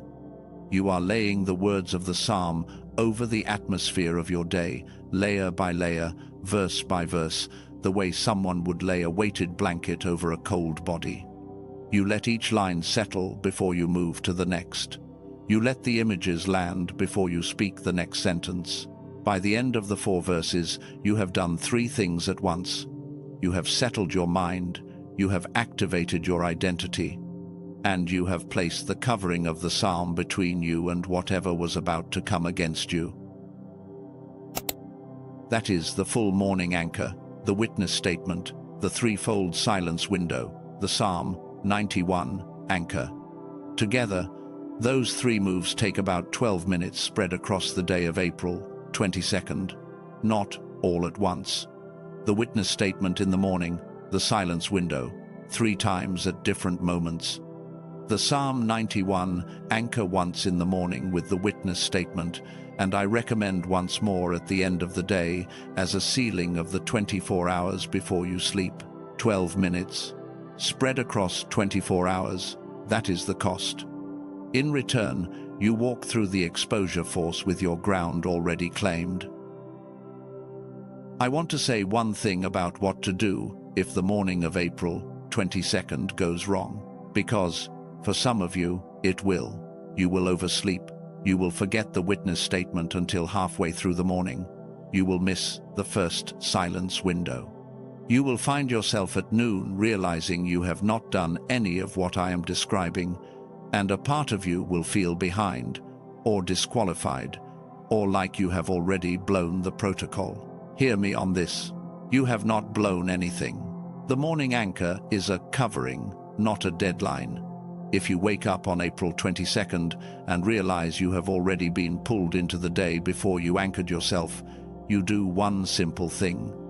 You stop wherever you are. You take 30 seconds and you speak the witness statement right there. In your car, if you are in your car. At your desk, if you are at your desk. In the bathroom, if that is the only quiet place you have. You do not need the perfect setting. You just need the pause and the words. The covering activates when the words are spoken, not when the setting is perfect. And if you realize at 6 in the evening that you have not done any of the protocol for the whole day, you do not shame yourself. You speak the witness statement over what is left of the day. You take one silence window right then. You speak Psalm 91 over the night ahead, and you carry the evening under the covering the same way the morning would have been carried. Day 1 is not about performing the protocol flawlessly. Day 1 is about staying anchored no matter how imperfectly the protocol gets executed. And one more thing before we move to day 2. If you are someone whose mind is going to be racing all through the 22nd, if you know yourself and you know that your survival mind is going to be loud and the silence windows are going to feel especially difficult, and the exposure force is going to push harder on you than on most, you have options. The 3 moves I just taught you are enough. The covering activates without anything else. But some of you have already felt the pull during what I said earlier about the state of your mind during the window. If your spirit has been leading you toward a tool for keeping your mind out of survival during these 3 days, you already know where it is. I will not mention it again in the middle of the teaching. Back to the protocol. April 22nd is about staying anchored while the exposure happens. It is not about preventing the exposure. The exposure is not your enemy. The exposure is how you see what you could not see before. And a chosen one who stands still, covered and named, while the exposure does its work, walks out of day 1 with a clarity that becomes the fuel for day 2. Day 2 is April 23rd, and day 2 is different. If day 1 is about the exposure rising up around you while you stay anchored, day 2 is about a clarity dropping into you that requires you to do something with it. Day 2 is the day of decision. And day 2 is the day most chosen ones get wrong, because day 2 asks you to move, not think, not pray, not analyze, move. The decision force collapses the timeline of something you have been putting off. What I want you to understand about April 23rd, before it arrives, is this. You are not going to wake up that morning knowing what the decision is. You are going to wake up that morning with a low, uncomfortable feeling that something unfinished is pressing on you. By mid-morning, the feeling will sharpen. By noon, the feeling will have a name. By early afternoon, the name will have an answer. By sunset, the answer will either have been spoken or it will have been postponed into the night and carried into April 24th, where it will become harder to hold. So, the protocol for day 2 is built around one truth. The decision wants to be made. Your job is to create the conditions for the decision to surface, and then to honor what surfaces with an action before the day closes. 3 moves, each one designed to meet a different piece of the decision force. The first move of day 2 is what I call the clarity question. Around noon on April 23rd, you are going to ask yourself one question, just one. And the question is the same question for every chosen one walking through the window, because the decision force operates on the same structure in every life. The question is this: if I knew I would be covered either way, what would I actually choose? Read that one more time, inside your mind. If I knew I would be covered either way, what would I actually choose? The reason this question works is because most of the time, when we are stuck between 2 options, what we are actually stuck in is fear of the consequences. We are not undecided about what we want. We are afraid of what the want is going to cost us, and the fear dresses itself up as indecision. The fear pretends to be a lack of clarity. The fear whispers that we just need more information, more time, more signs, more confirmation, when the truth is, we already know. We just do not know if we are going to be okay on the other side of choosing. The question bypasses the fear by removing the consequence layer from the decision. If you knew you would be covered either way, if you knew you would be carried through the consequences, if you knew that neither path would destroy you, what would you actually choose? The answer that rises up is the answer your spirit already knew. I want you to prepare for this right now, not to answer it today, but to know the question is waiting. Between now and noon on April 23rd, at some point, I want you to let that question surface in the back of your mind. Do not try to answer it yet. Just let it sit, let it circulate. Let it warm up, so that by noon on the 23rd, when you formally ask it to yourself, the answer is already close to the surface and ready to come up. And when you ask it on the 23rd, you ask it in stillness, not while you are driving, not while you are multitasking. You find 90 seconds. You close your eyes if you can. You ask the question in your mind, slowly, the way you would ask it to a friend you loved, and then you listen. The answer will come, and it will be clearer than you expect. The second move of day 2 is what I call the permission declaration. Between the question and the action, there is a gap. The question reveals the answer, but the answer often scares you the moment you see it. The answer is often bigger than you thought. The answer often requires something of you that you were hoping the decision would not require. And if you let that gap sit open, the decision force will start to feel like an attack instead of guidance, and you will retreat. The permission declaration is what closes the gap. Once you have the answer to the clarity question, before you take any action on it, you speak a permission over yourself, out loud if you can, in your mind if you cannot. And the permission goes something like this: I give myself permission to choose the path that is actually mine. I give myself permission to disappoint the people who were expecting me to choose differently. I give myself permission to not know how this is going to work out. I give myself permission to trust the clarity that just arrived more than the fear that is already trying to argue with it.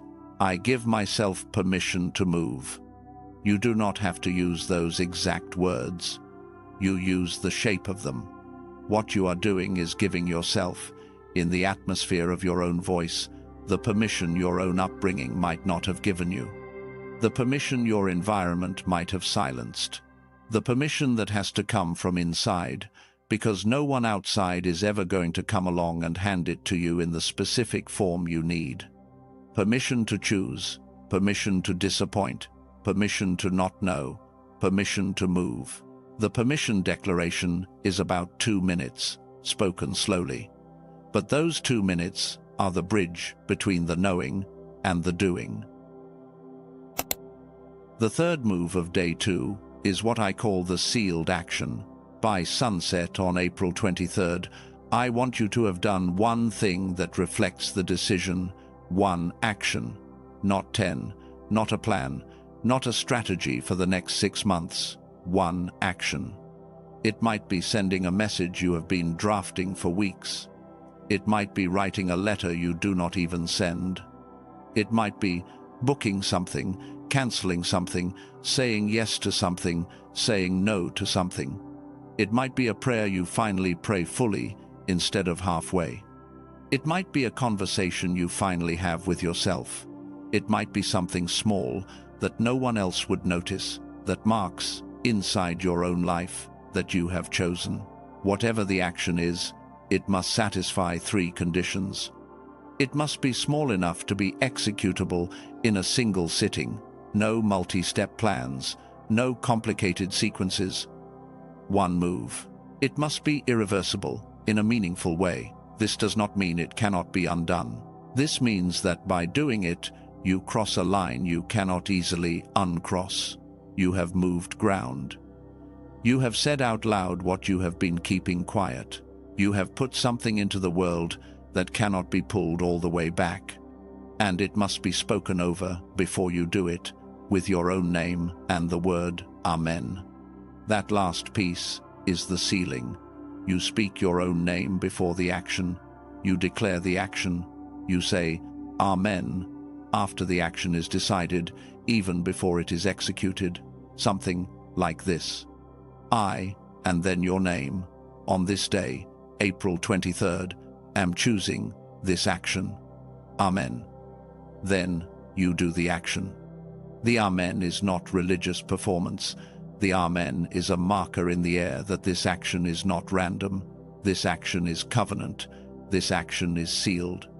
And the chosen one who takes a sealed action on day 2 of a marked window has just placed a stake in the ground that the rest of the window will align itself around. I know some of you are already scared of this.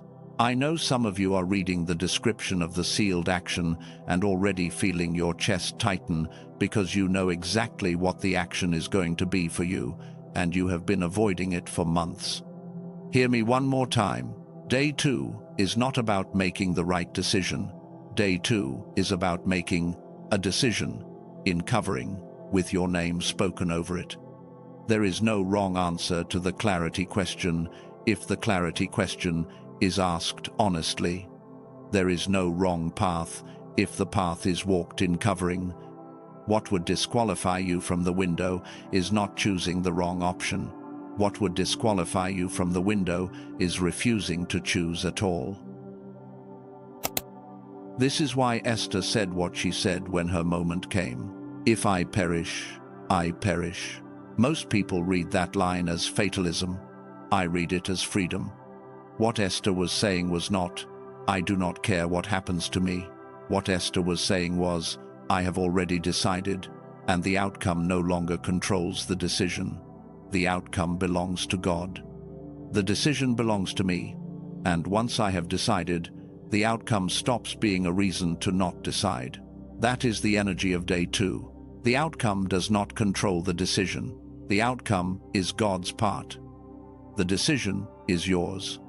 And once you have decided, in covering, with your name spoken over it, the outcome arranges itself around a chosen one who has stopped negotiating with fear.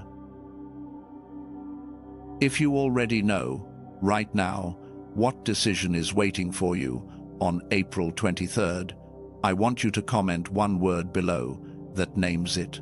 Not the whole story, not the details, not the people involved, just one word that names the category: career, relationship, move, silence, truth, boundary, forgiveness. Whatever single word holds the shape of the decision. The reason I am asking is the same reason I have asked before. The more you name it ahead of the window, the less power it has to surprise you inside the window. Speaking the word into the space, even anonymously, begins the permission before the day ever arrives. Comment the word, then stay with me, because day 3 is the one most chosen ones get wrong, and day 3 is the one that decides what you are actually walking out of this window with. Day 3 is April 24th, and day 3 is different from anything day 1 or day 2 has asked of you. On day 1, you held ground. On day 2, you made a move.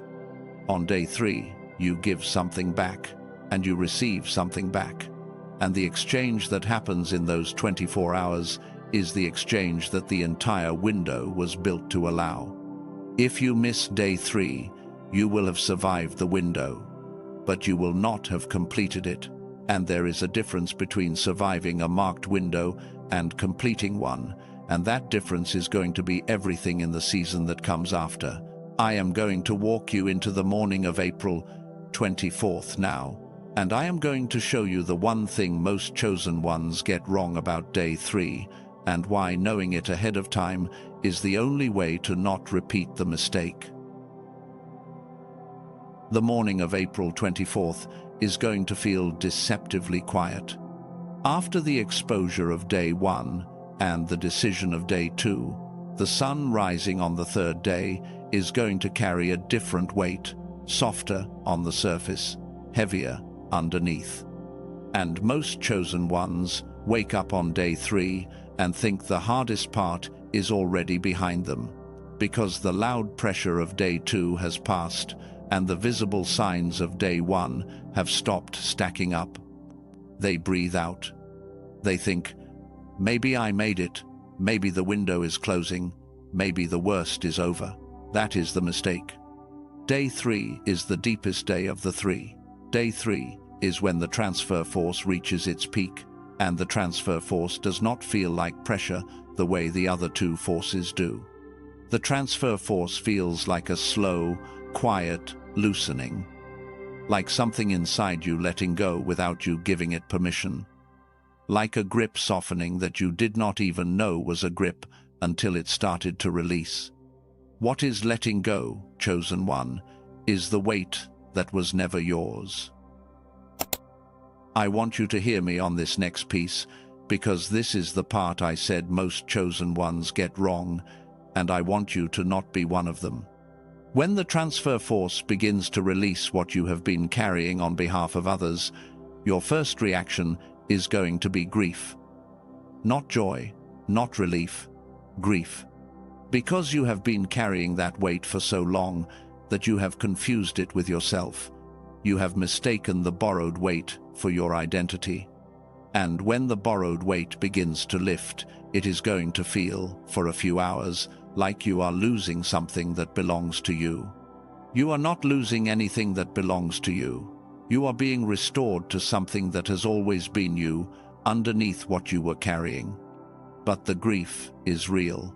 And if you interpret the grief as loss, you will instinctively try to hold on to what was releasing, and you will reclaim weights that were in the process of leaving your life. And you will walk out of the window, still carrying what the window was trying to hand back. That is the mistake. So, day 3 requires one thing above all else. It requires you to let what is releasing, release, without grabbing, without apologizing, without explaining yourself to the people who handed you the weight in the first place. You let it go, quietly, privately, without ceremony, if no ceremony feels right, or with ceremony, if ceremony helps you mark the moment. 3 moves, 3 pieces of the protocol for day 3, each one built to help you cooperate with the release instead of resisting it. The first move of day 3 is what I call the inventory statement. Sometime in the morning of April 24th, preferably early, I want you to take about 3 minutes and do one internal inventory. You do not need paper. You can if you want, but you do not need it. You can do the whole thing in your head. The inventory is a simple question asked honestly, and you let the answers arise without forcing them or filtering them. The question is this: what have I been carrying that was never mine? Let it sit. Do not rush the answer. Do not try to be spiritual about the answer. Do not give the version of the answer you think God wants to hear. Give the version of the answer that is actually true in your life right now. The answers will come. Some of them might surprise you. Maybe what you have been carrying is someone else's emotional regulation. The tone of an entire household has depended on whether or not you were okay, because everyone else was leaning on your okayness in a way that was never meant to be permanent. Maybe what you have been carrying is the spiritual weight of a family line that never had someone to carry it before you. Generations of unhealed things that landed on your shoulders by default because you were the first one sensitive enough to feel them. Maybe what you have been carrying is the unfinished dreams of a parent who never got to live theirs, and you have been trying, sometimes without knowing you were doing it, to live enough for both of you. Maybe what you have been carrying is a role in a relationship that started for good reasons but became a cage. You became the responsible one, the stable one, the calm one, the one who never breaks. And the cost of keeping that role has been paid by the parts of you that do break, that are not calm, that need care too. Maybe what you have been carrying is the guilt of someone who hurt you, because you have been doing the internal work of forgiveness that they never did for themselves. And you have been holding their repentance on their behalf, and you have been exhausted by it without ever having named it. Maybe what you have been carrying is an old version of yourself that is no longer you, a version that was built to survive a season that has already ended. And you have kept feeding her, kept honoring her, kept answering to her name, because letting her go feels like a betrayal. Whatever the answers are, let them come. Name them silently. The inventory is not a solution. The inventory is a seeing. And on day 3 of the window, seeing is the first piece of the release. The second move of day 3 is what I call the release declaration. Once you have the inventory, once you have seen what you have been carrying, you speak a release over each piece, one by one, quietly. You do not need to make a big ceremony of it. You do not need to burn anything or write anything or send anything to anyone. The release happens in the air of your own voice, and the unseen hears it. The release declaration takes a shape like this, and you adapt the language to each specific weight you are releasing. You begin with naming what you are releasing, not generically, specifically. If what you are releasing is the role of emotional caretaker for a specific person, you name it. I am releasing the role of being the emotional caretaker of, and then the name of the person, or the relationship, or the dynamic. You are specific because specificity is what gives the release traction. Vague releases do not release. Then you speak the return. You say, "This was never mine to carry permanently. I am handing it back to the one who gave it to me." If the person is alive and in your life, you do not need to actually hand it to them verbally or physically. The handing back happens in the unseen. You are giving the weight its true address. The address it was always supposed to go to before it got detoured through you. Then you speak the forgiveness, if forgiveness applies. Not forgiveness of a fault, forgiveness of a burden. You say, "I forgive myself for carrying what was never mine, and I forgive them for handing it to me without knowing what they were doing." Forgiveness here is not moral judgment. Forgiveness here is the release of the emotional charge that has been keeping the weight locked to you. Then you seal the release. You say, "This is no longer mine. I am stepping forward without it. Amen." And then you move to the next weight on the inventory, and you do it again. Some of the releases are going to feel easy, the ones you were ready to let go of before you ever got to this message. They are going to fall off like a coat you forgot you were wearing indoors. Some of the releases are going to feel impossible, the ones you have been carrying so long that the carrying has become the relationship. Those ones are going to resist. A voice is going to come up inside you that says, But who will carry this if I do not? A voice is going to come up that says, but they need me to carry this. A voice is going to come up that says, but I am the one who has always carried this, and if I let go, who am I? That voice is the borrowed identity speaking. It is not your actual identity. It is a version of you that was built to carry what was not yours. And the only way to release the weight is to also release the version of yourself that was built to carry it. Both pieces have to go, the weight and the self that was shaped around the weight. When that voice comes up in you on April 24th, you answer it gently. You say, I hear you. You kept me functional through a season that needed you. But that season is ending, and I am going to need a version of me that was not built around this weight. Thank you for carrying it. You are released too. And you let that version of yourself go, not with hatred, with gratitude, because she served you. She helped you survive. She is the reason you are still here. And now, her service is complete. That kind of release carries more weight than any other release you will speak in the window, because that kind of release is the release that changes the shape of who you are. The third move of day 3 is what I call the reception posture, because the transfer force does not just release, the transfer force also returns.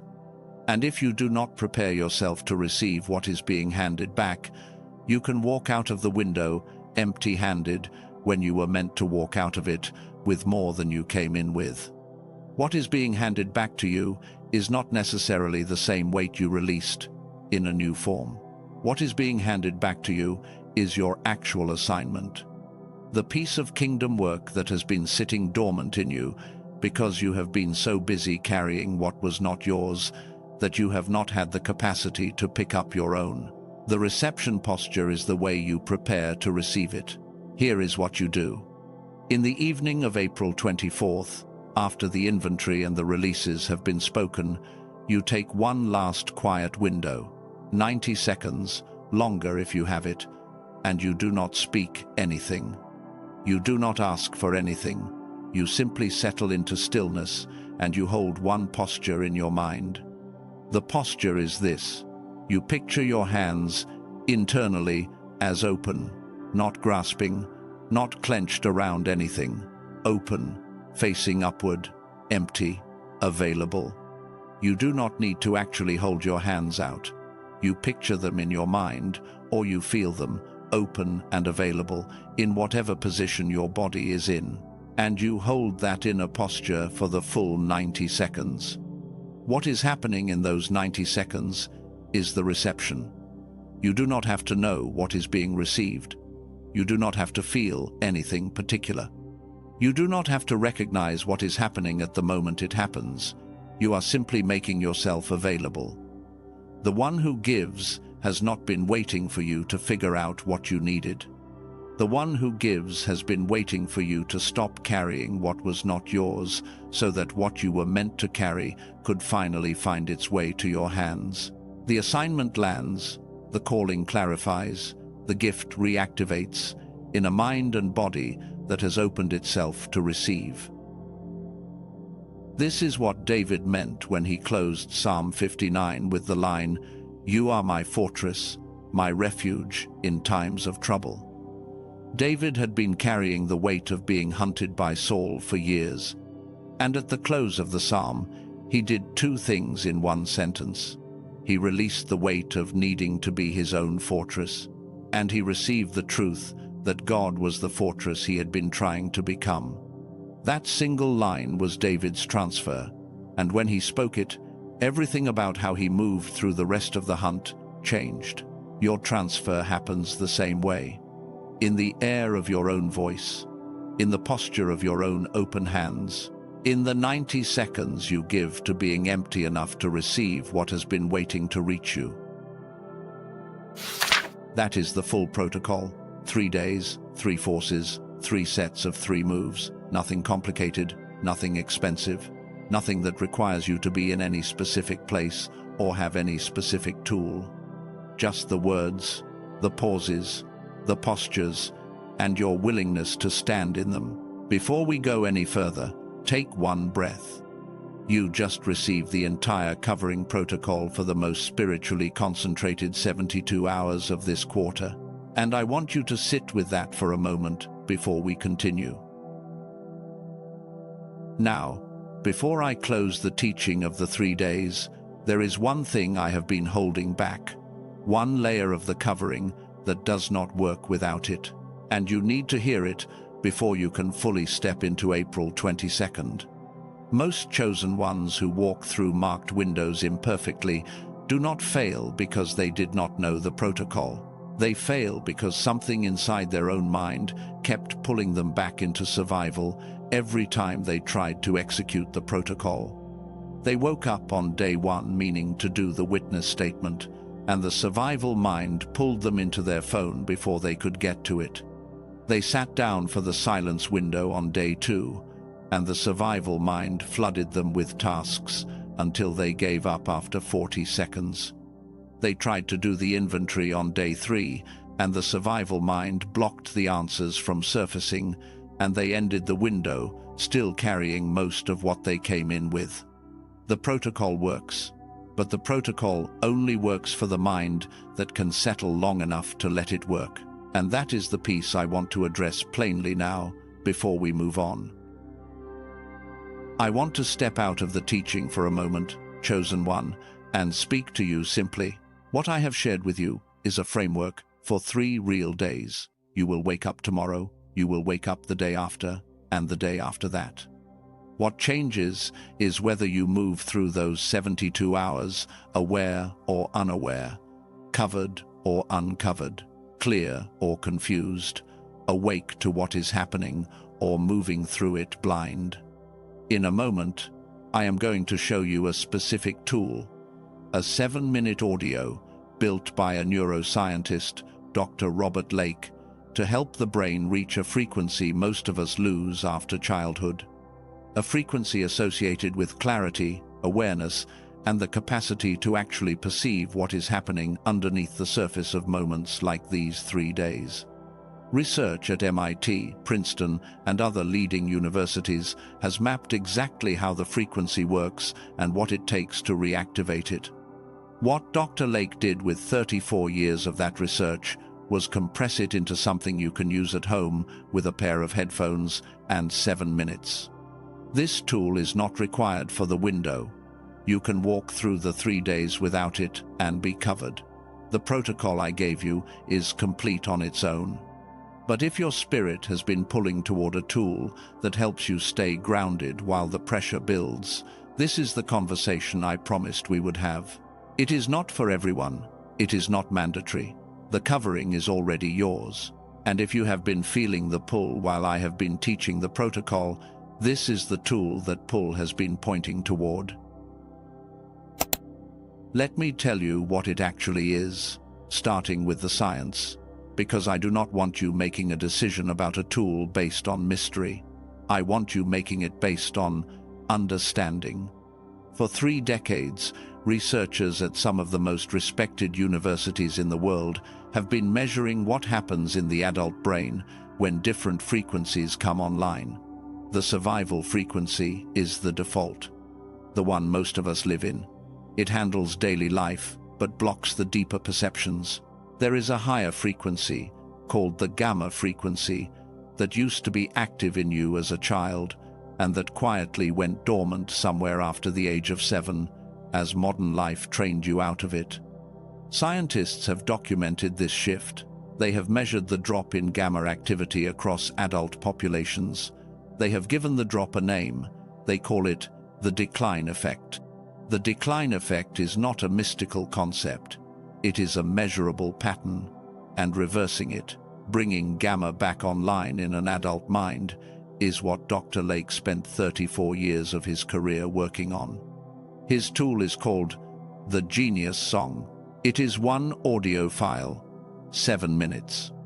You listen through headphones, eyes closed, 1 time a day, and the technology of brain entrainment guides your brainwave state toward the gamma frequency, gently, without pharmaceuticals, without training, without meditation experience required. Most people feel a shift the first time they use it, not because of placebo, because of what brain entrainment is actually doing underneath the surface. The reason I am telling you about the genius song inside the context of this window is simple. The three forces I described to you operate at a frequency that the survival mind does not perceive. If you stay locked in survival during the 72 hours, you will feel the pressure of the window but miss most of the actual movement of it. If your mind can settle into a clearer state, even for short windows, the exposure becomes visible, the decision becomes clear, the transfer becomes felt, and the protocol lands the way it was meant to land. This is why I did not introduce the tool at the beginning of this message. I did not want you making a decision about a tool before you understood what the window was actually asking of you. Now you understand. And now you can evaluate whether this is the tool for you, based on your own clarity, not based on marketing. I want to tell you one more thing before I get into the full picture of the tool, because it matters. You are not the first chosen one to walk into a marked window and look for a way to stay clear through it. A woman wrote to me several months ago. I will not give details that could identify her, but she had been through a difficult window in her own life. Not this one, a different one. She described what she had been feeling in the days before it, the pressure, the relational shifts, the sense that something was being decided in the unseen, and she was not fully able to perceive it. She tried everything she knew. She prayed, she fasted, she sat in scripture. All of it helped, all of it held. But she kept telling me that her mind kept pulling back into survival in the exact moments she needed it to be clear. She found the genius song a few weeks before her own window opened.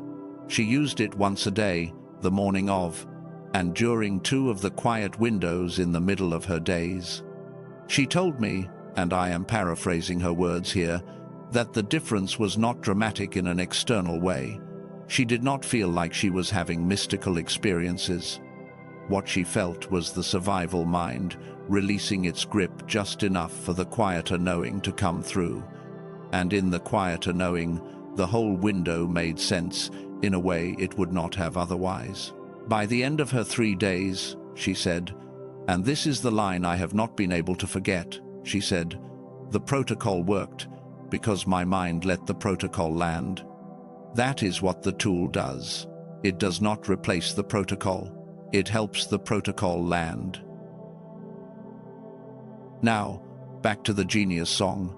With the full picture, before I talk about price, I want to speak to 3 things that come up in almost every chosen one who hears about a tool like this for the first time. I am not going to pretend these thoughts are not in your mind right now. They are. And you deserve an honest response to each one. The first thought is something like this. I have tried so many things before. Different practices, different teachings, different tools. None of them did what they promised. Why would this be different? I hear you. That frustration is real. And the answer is not that you tried the wrong things. The answer is that almost everything you tried asked your brain to change itself from the inside out, through effort, through repetition, through discipline. That works, but it works slowly, and it often stalls at the exact moments when you most need it to move. Brain entrainment works differently. It does not ask your mind to shift itself. It guides the brainwave state from the outside, measurably, in a way the brain recognizes and follows. It is a different category, not another item on the list you have already tried. The second thought is something like this. This sounds too good to be true. That thought is not a weakness. That thought is evidence of a person who has been disappointed before and learned to be careful. Stay careful. Do not believe me because I said it. Look at the research yourself. Search the studies. Read what has been mapped about the gamma frequency at MIT, at Princeton, at the other universities that have published on it. The science is there. the findings are public. And if after your own looking, you still feel pulled toward the tool, then the pull is informed, not naive. That is the kind of decision that lasts. The third thought is about money, and I want to address this one gently, because I know some of you are hearing everything else I am saying, and underneath it, a quieter worry is running. You are worried this is going to be too expensive. You are worried you are being set up for a number that will make you feel bad for even being interested. You are worried that what has felt like a sacred teaching is about to become a transaction that feels wrong. I hear that too. Stay with me for the next minute. You will have what you need to decide either way. The original price of the Genius song is $49. That is already far below what any traditional alternative to this kind of brain state work would cost. Working with a neuroscience clinic, buying the equipment Dr. Lake used in his own lab to measure and guide gamma frequency, or attending a retreat built around the same outcomes, would easily run into the thousands. $49 for a 7-minute audio file that delivers the core of 34 years of research was already a genuine access point. But the price for everyone watching this video is not $49.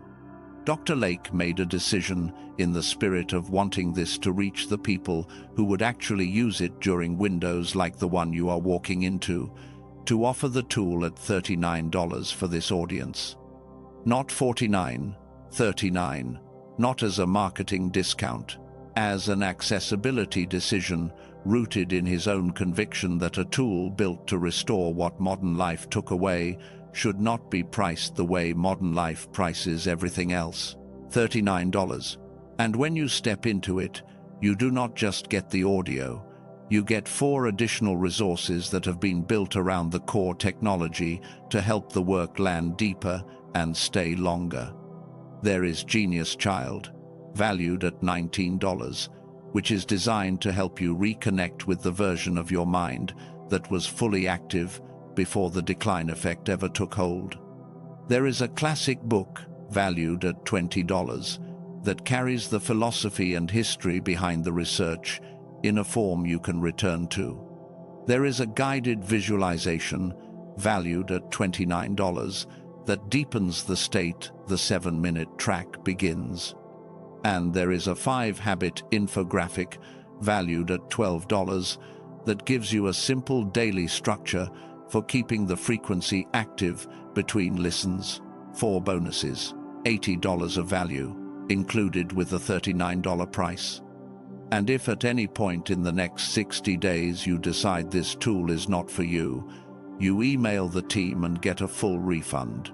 Your $39 back, and here is the part most people miss. You keep the 4 bonuses, all $80 of them. That is not a marketing line, that is how it is actually structured. The refund policy is written as an apology for the time you invested, not as a condition you had to earn. 60 days. Full refund if you want it. Keep the bonuses either way. I want to take 30 seconds to address something I do not often hear other people name about tools like this. There is a cost to waiting that is not visible at the moment you are weighing the decision. Every day you spend in the survival frequency, inside a marked window especially, is a day you are walking through a season that was designed for clarity while operating at a frequency that blocks clarity. The window opens in a matter of hours. It does not wait for you to finish deliberating. It does not pause for you to research more. It does not hold its shape until the moment you feel fully ready. Whatever you bring into the morning of April 22nd is what you have.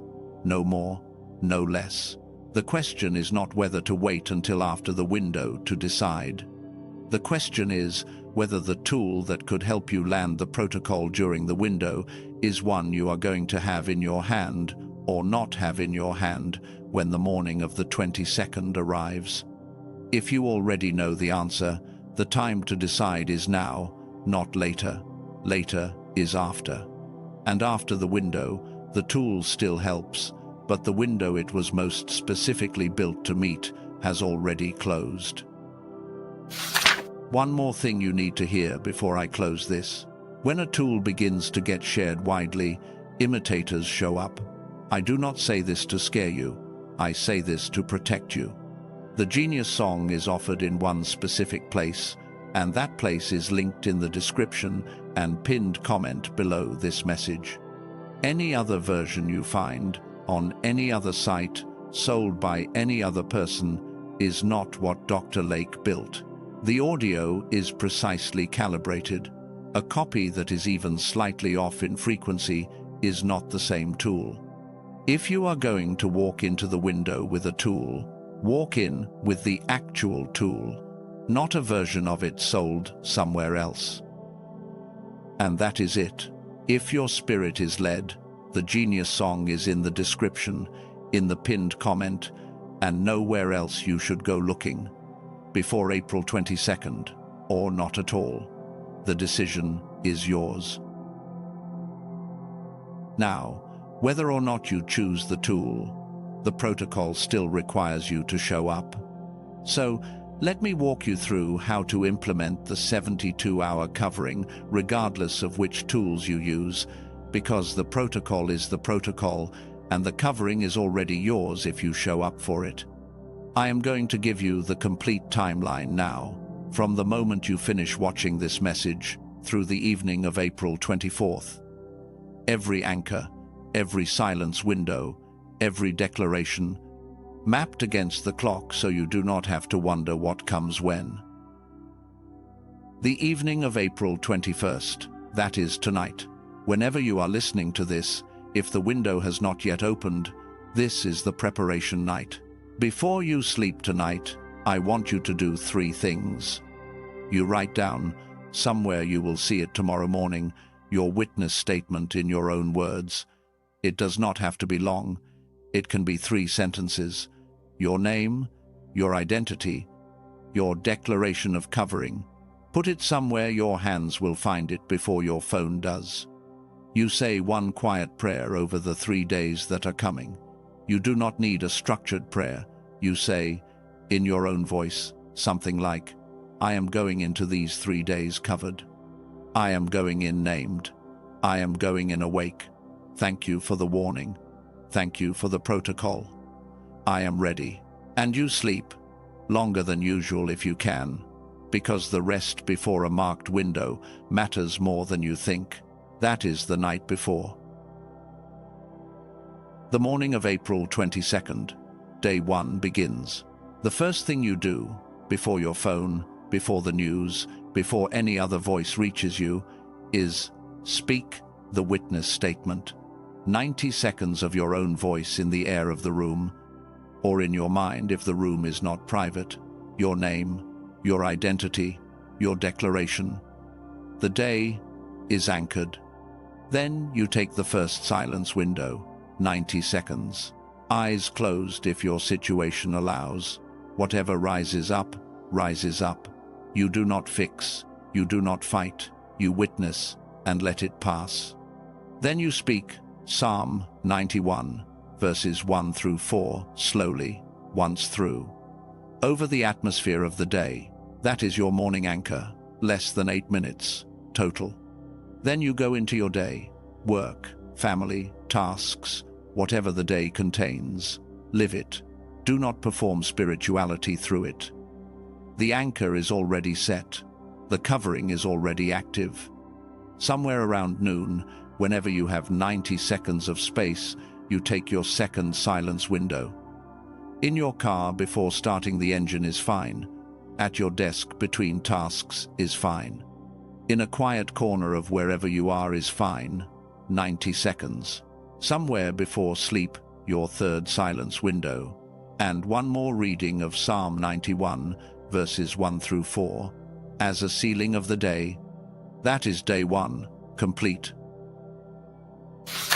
The morning of April 23rd. Day 2 begins. You do the same morning anchor, witness statement, first silence window, Psalm 91. The morning of day 2 is not different from day 1 in structure.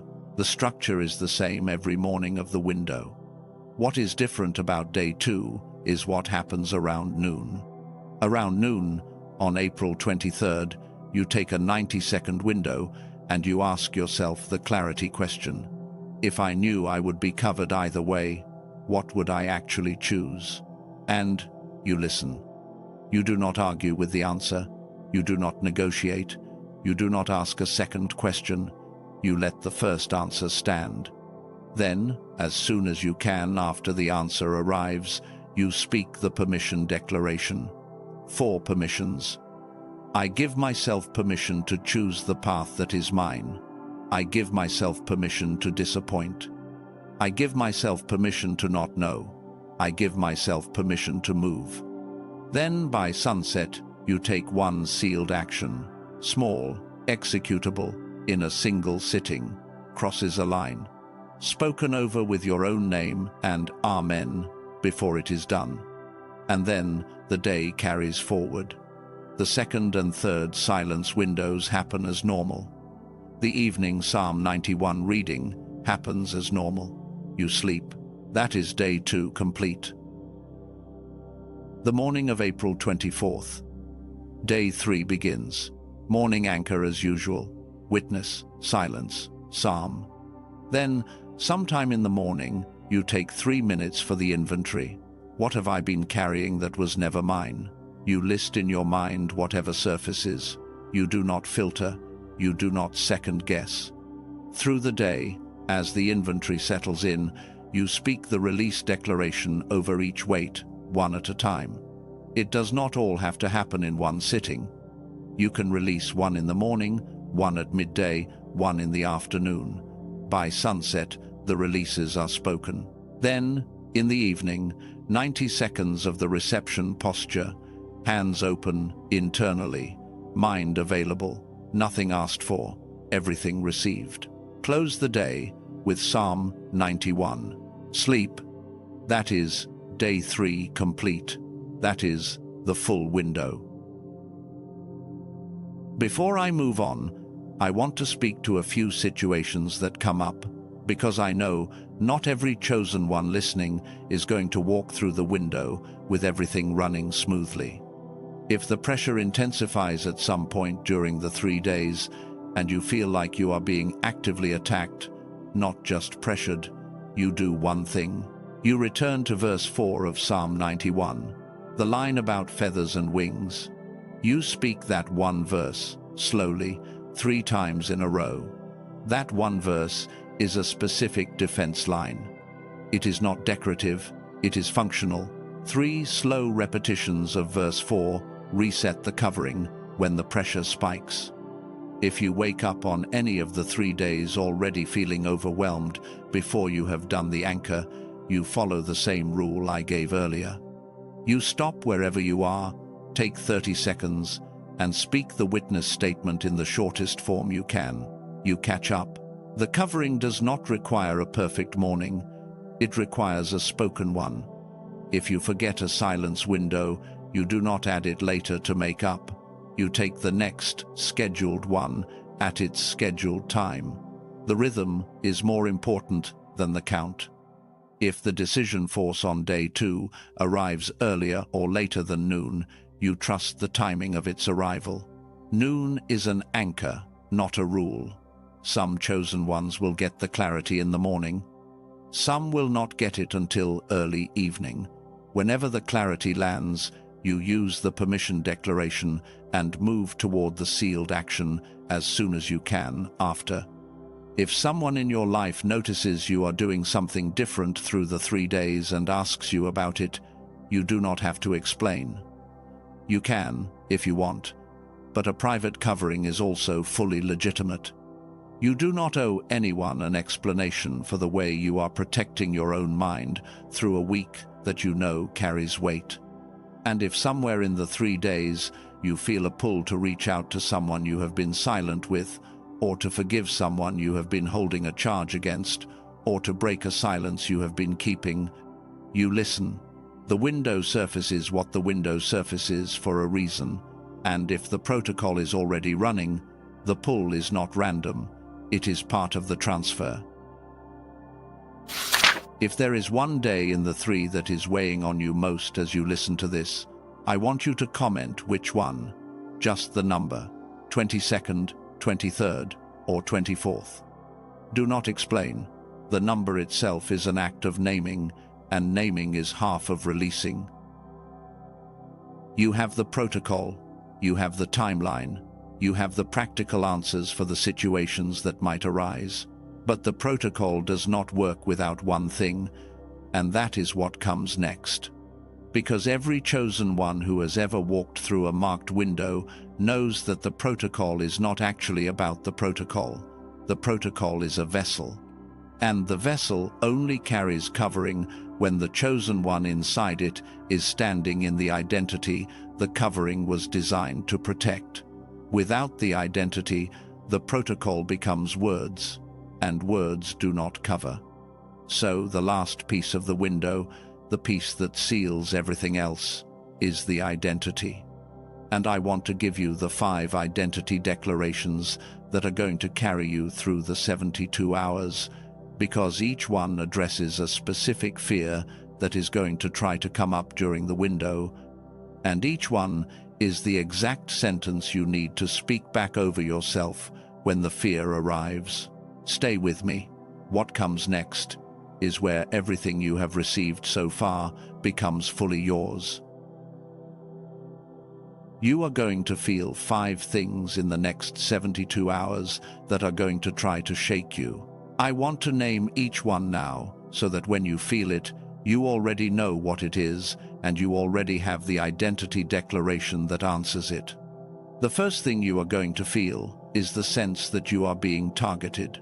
At some point in the 3 days, probably more than once, you are going to feel like something has singled you out, like the pressure is personal, like whatever is happening in the unseen has your name on it in the worst way.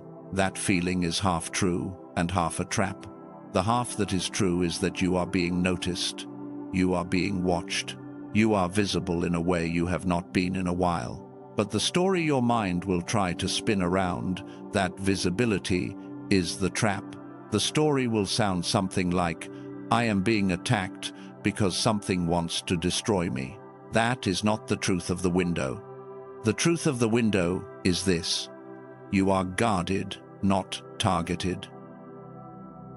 Say that over yourself when the feeling arrives. I am guarded, not targeted. Picture it like this: a person standing in a storm under a structure that was built specifically to hold up over their head is not less in the storm than the people out in the open. They are feeling more of the wind, not less. The rain is hitting the shelter harder, not softer. But the person under the shelter is not being targeted by the storm. The person is being covered from it. The pressure they feel is the pressure of the covering holding up under weight that was going to fall regardless. And the weight is not falling on them. The weight is being absorbed before it reaches them. That is what guarded looks like from the inside. The chosen one who is unguarded walks through the same weather and feels less pressure because nothing is absorbing what is landing on them. The chosen one who is guarded feels more pressure because the shelter is doing its work. The pressure is the evidence of the covering, not the evidence of an attack. When it comes up in you, and it will, you speak it back. I am guarded, not targeted. What I am feeling is the shelter holding. What I am feeling is the evidence of the covering. I am not alone in this weight. I am under something that was built before the weather was scheduled. Anchor that in you now, because the first time you feel targeted, the temptation to run out from under the shelter to prove you are free is going to be strong. Do not run. Stay under. The pressure lifts in hours, not in the panic of the moment.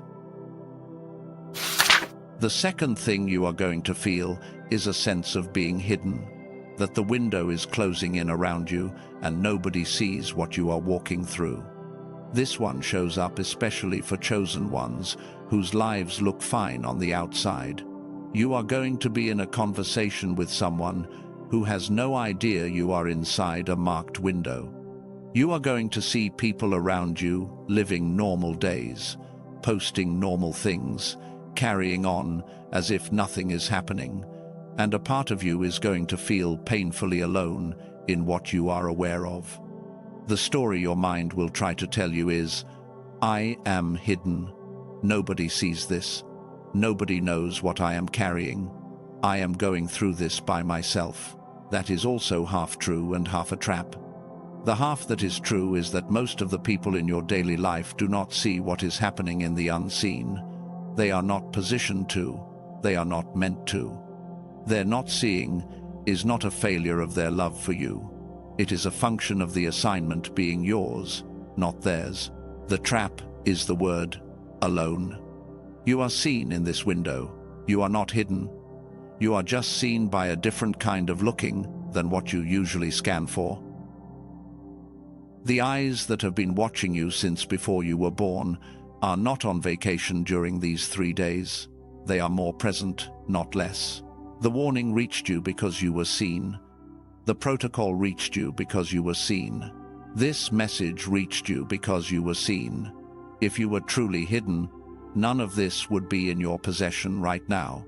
When the feeling of being hidden arrives, you speak it back. I am seen in this window, not hidden.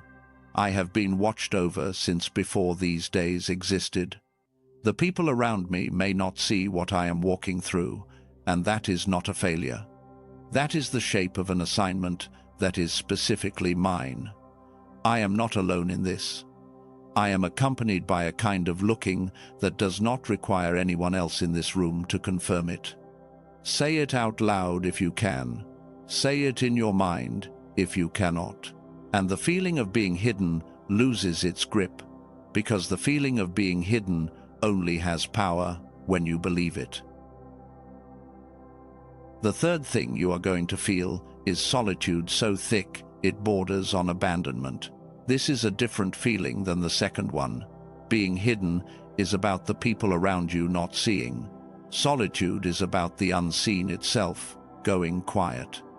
At some point during the 3 days, probably in the deep middle of the night on the 22nd or 23rd, you are going to sit with yourself and feel that even the presence you usually reach for has gone still. Your prayers will feel answered by silence. Your reaching will feel met by space. Your usual sense of being held will feel distant in a way you cannot fix with any method. This one is the hardest, so I want to speak to it carefully. The silence you feel in the middle of a marked window is not abandonment. The silence you feel in the middle of a marked window is proximity that is so close it has stopped making noise. Let me explain what I mean.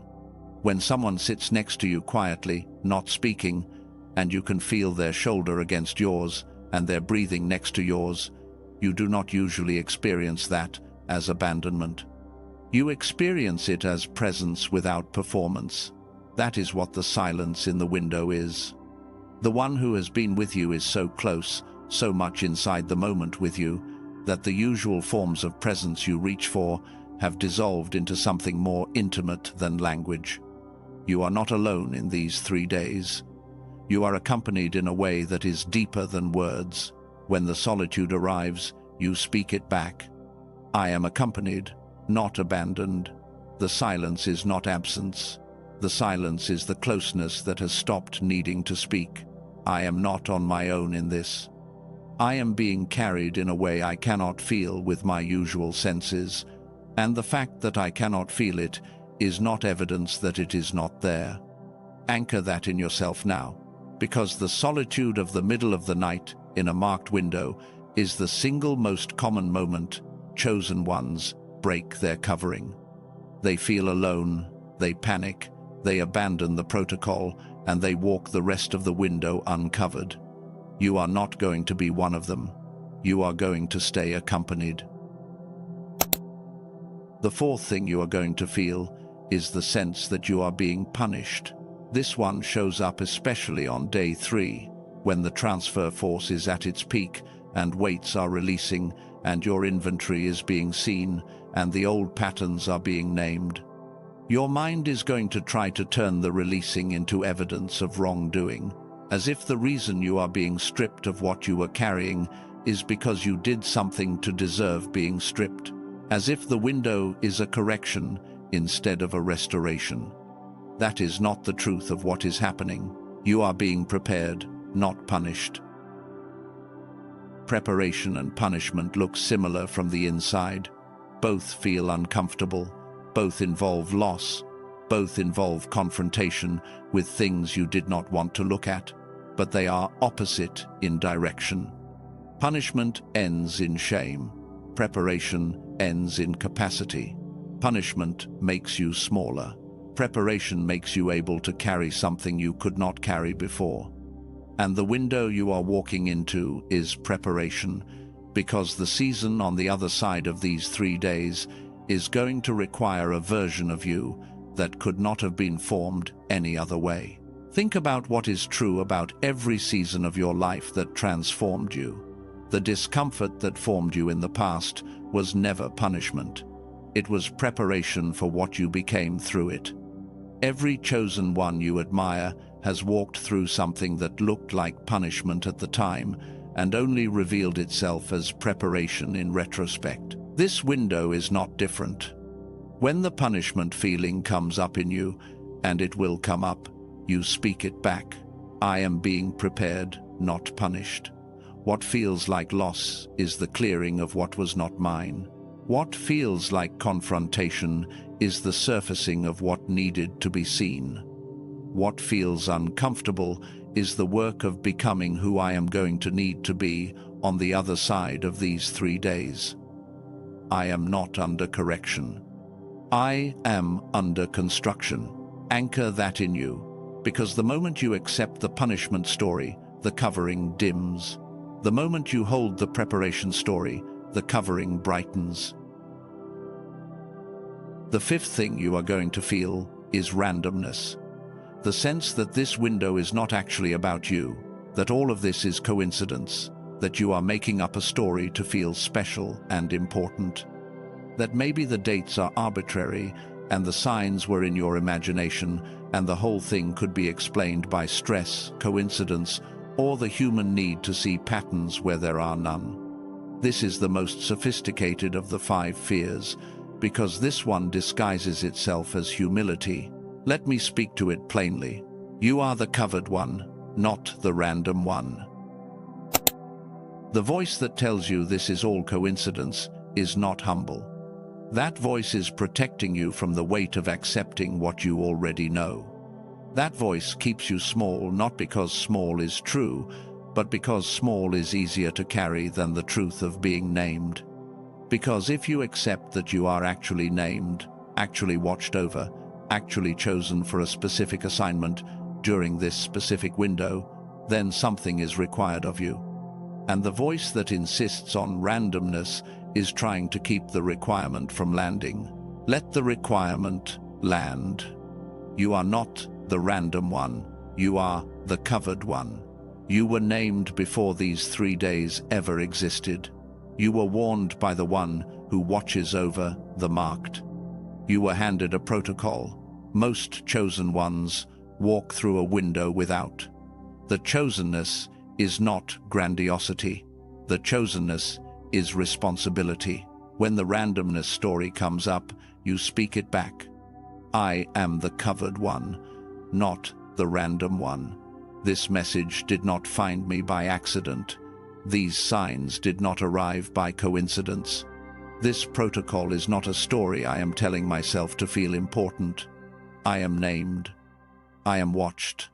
I am carrying what I am carrying because it has been given to me to carry, and I am going to carry it well. Speak it, even if you do not fully feel it. The speaking precedes the feeling. The identity comes before the experience. The declaration shapes the day, not the other way around.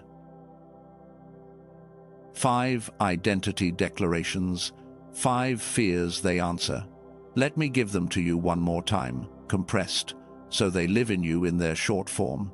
You are guarded, not targeted. You are seen, not hidden.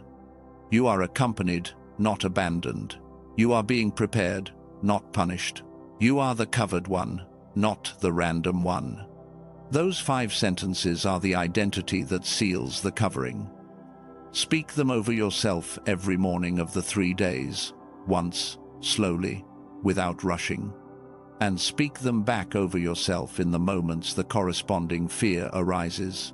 You will know which one applies, because each fear has a specific flavor, and now you have a language for every flavor. Before I move toward closing this message, I need to address one more thing, because I know it is sitting in some of you, and if I do not name it, it will follow you into the window unaddressed. Some of you are feeling guilty. You have been feeling guilty for a few weeks now, and what I have been teaching in this message has sharpened the guilt instead of softening it. You are feeling guilty for outgrowing people, for the boundaries you have been setting, for the quiet ways you have been becoming less available to the parts of your life that used to consume you, for the relationships that are drifting, for the version of yourself you are leaving behind, for the way you know, somewhere inside you, that walking through this window is going to further separate you from who you used to be, and the separation itself feels like a kind of betrayal. I want to speak to that guilt directly. That guilt is not yours. That guilt is residue. That guilt is the leftover voice of a version of yourself that was trained to stay small so that the people around you could stay comfortable. That guilt is the echo of every time your growth inconvenienced someone who loved you but did not know how to love a larger version of you. That guilt is the inheritance of a culture that taught chosen ones that becoming more is selfish instead of obedient. It is not evidence of wrongdoing. It is evidence of conditioning. Hear me. What felt like selfishness was self-stewardship. What felt like withdrawal was alignment. What felt like abandonment of others was faithfulness to your assignment. Your becoming is not a betrayal of the people who loved the old version of you. Your becoming is a gift you are bringing to the future versions of yourself that those same people will eventually meet when they are ready to meet them. Some of them will never be ready. That is their assignment, not yours. You are not responsible for the speed of anyone else's readiness to love the bigger version of you. You were not called to apologize for your becoming. You were called to walk into it, covered, awake, and free. So as you prepare for the window, I want you to do one more mental act before we move toward the sealing of this message. In your mind, wherever you are listening, I want you to picture the guilt as something you have been carrying in your hands, a weight, an object, a shape. It does not matter what image comes. Your mind will give you one that fits.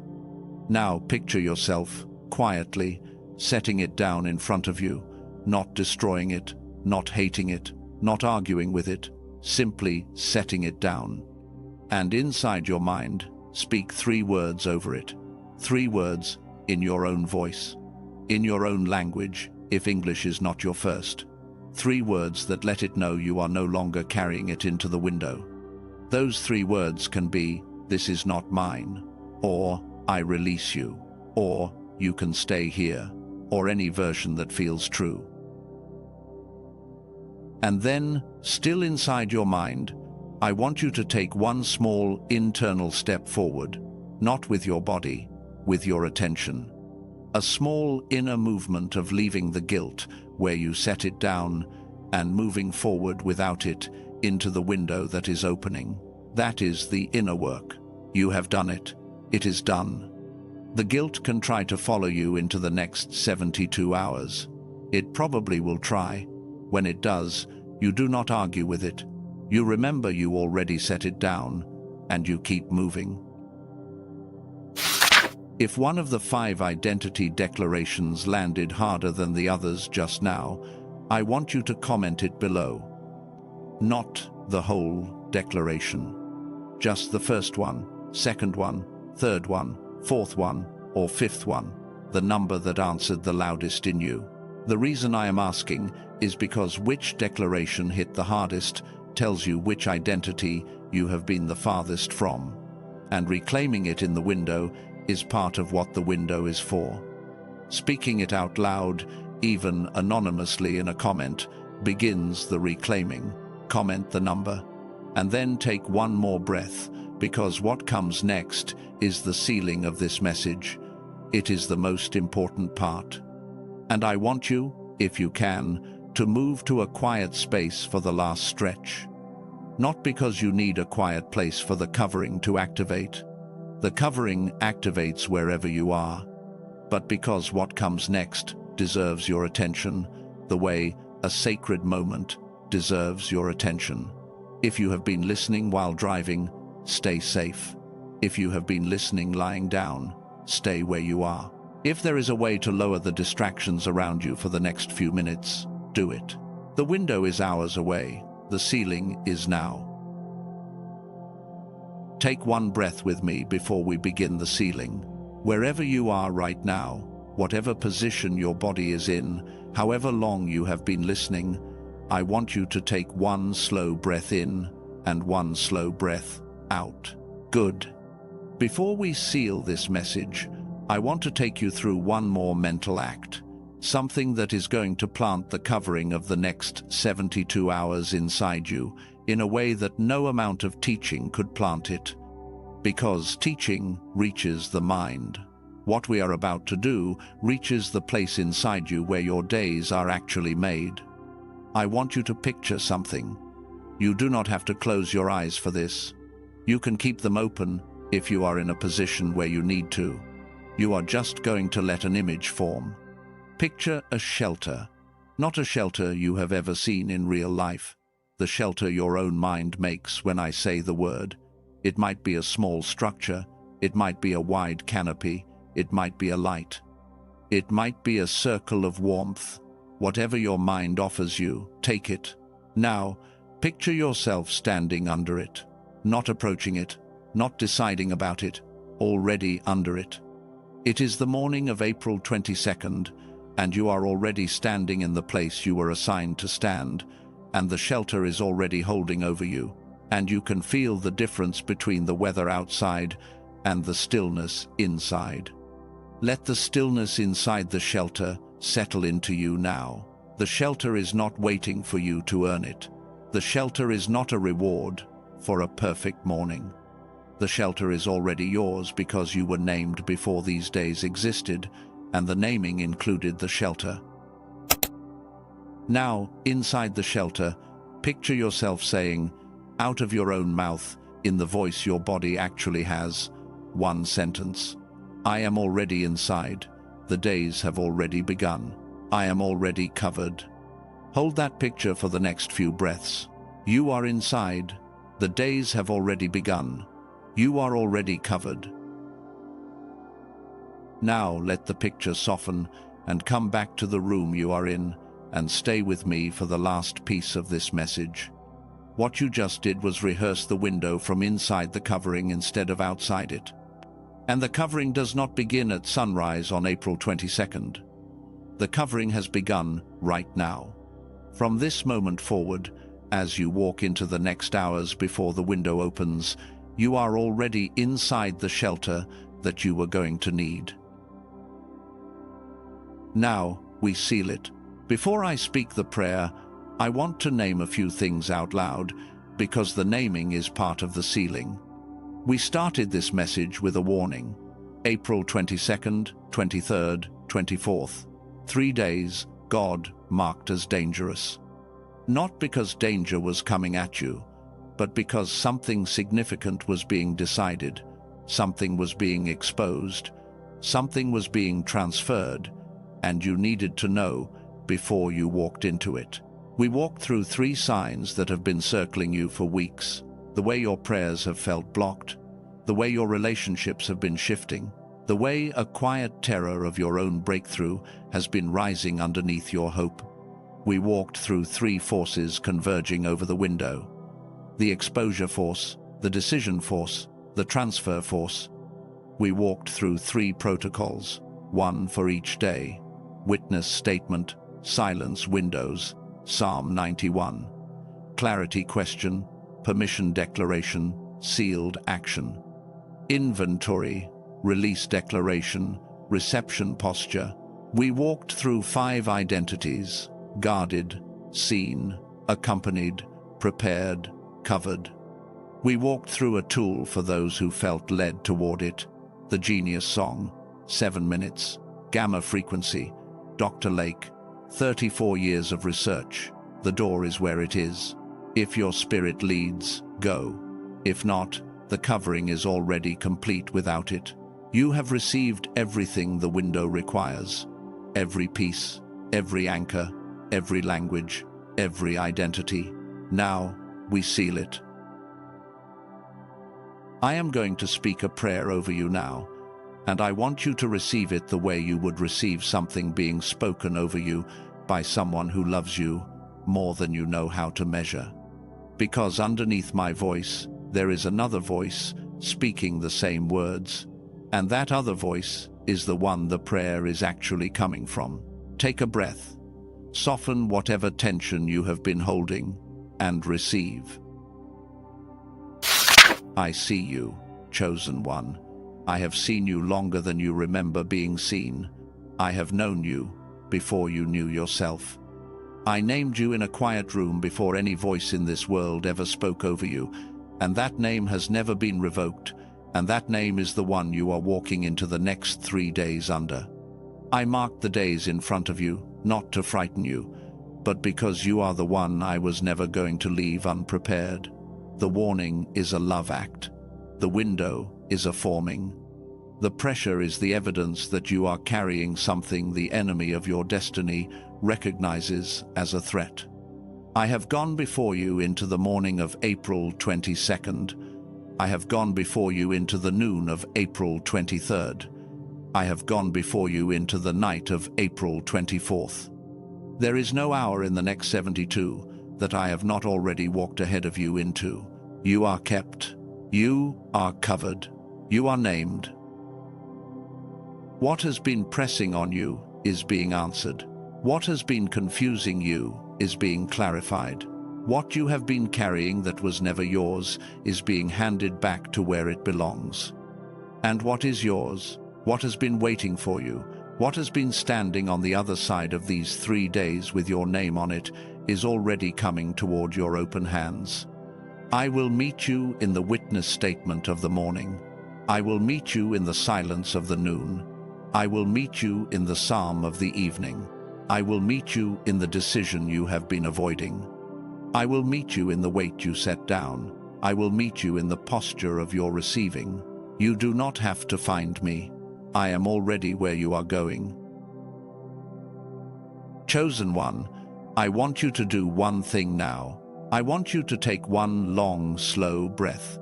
And as you breathe in, I want you to receive the covering I have just spoken over you. Let it settle into the place in you that has been waiting for it. And as you breathe out, I want you to release any last piece of fear about the 3 days. Breathe in the covering. Breathe out the fear. Hold the next moment with me, not doing anything, not praying anything, not trying to feel anything, just being here, inside the covering that has just been sealed over you, and letting the sealing settle in the deepest layer of you. Stay in the quiet one more breath. Let it reach the part of you that does not usually get to be still. Now, I want you to speak something over yourself, out loud if your situation allows, in your mind if it does not. Speak these words, adapted to your own voice. I receive. I am sealed for these 3 days. I am stepping into April 22nd, covered, named, and accompanied. I am not walking in alone. I am not walking in afraid. I am walking in under a shelter that was built before the storm was scheduled, and I am stepping out of this moment already inside the window, already carried, already home. Speak it, slowly, whatever version of those words fits your voice. Amen. Chosen one, what you just experienced was not a video. What you just experienced was a commissioning. The word commission means to be sent with authority. and you have been sent with authority into the next 72 hours. The authority is not yours because of your strength. The authority is yours because of your covering, and the covering is not in doubt. Before you go, I want to say a few last things. First, you are not alone in this window. Thousands of chosen ones are being prepared for the same 3 days right now, in different countries, in different rooms, in different languages. The warning is being carried by more voices than mine, and more ears than yours, and more hearts than we can count. You are walking into April 22nd inside a company you cannot see. The isolation you might feel will be real to your senses, but the accompaniment is larger. Second, I want you to do one small thing that is not about you. I want you to think of one person in your life, one specifically, who also needs to hear this warning. Someone you know is sensitive to windows like this.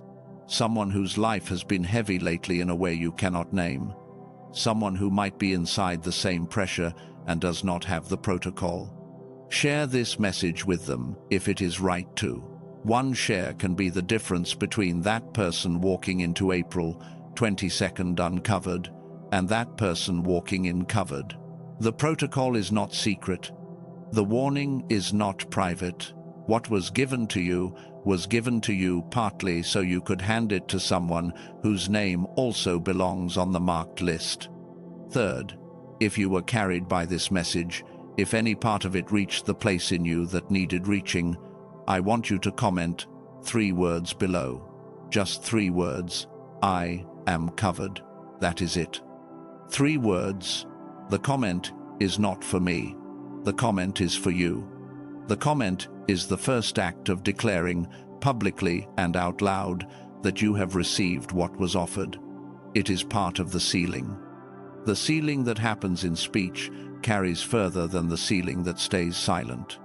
Fourth, if you want to stay accompanied through these 3 days and the windows that come after this one, stay close to this channel. There are more warnings that will come, more protocols, more seasons that will require covering. Chosen ones who stay close walk through more windows intact than chosen ones who encounter the messages one at a time without context. The context builds, the covering deepens, the identity strengthens over time, over windows. Fifth, I want to read one last scripture over you, and I want you to receive it one line at a time. He who dwells in the shelter of the Most High will rest in the shadow of the Almighty. I will say of the Lord, He is my refuge and my fortress, my God, in whom I trust. Surely He will save you from the fowler's snare and from the deadly pestilence. He will cover you with His feathers, and under His wings you will find refuge. His faithfulness will be your shield and rampart. That is your scripture for the 72 hours. That is the psalm you were already given long before I spoke it over you tonight. That is the ground you are standing on. One last thing. Chosen one, the Hebrew word shama, the word I gave you earlier, the word that means to guard, to keep, to watch over, is a word that never sleeps. In the scripture where the psalmist writes, He who keeps you will not slumber, the word underneath is shama. The one who shamas you does not take breaks, does not look away, does not lose focus, does not get tired. For the next 72 hours, and for every hour after that for the rest of your life, you are shamad, you are watched over by a guarding that never closes its eyes. You can sleep, you can eat, you can work, you can laugh, you can cry, you can carry on through whatever the 3 days bring. You are not the one holding the covering is holding you. And the covering does not drop, not for a moment, not for a breath, not for any hour of any day of your entire life on this earth and beyond it. That is the final word I want to leave with you. You are ready. Go. Walk in Shema. Walk in covering. Walk in the name you were given before these days existed. And when the window opens, you will be exactly where you were supposed to be, exactly as you were supposed to be, already inside the shelter, already home, already held. See you on the other side of April 24th, chosen one. You are covered.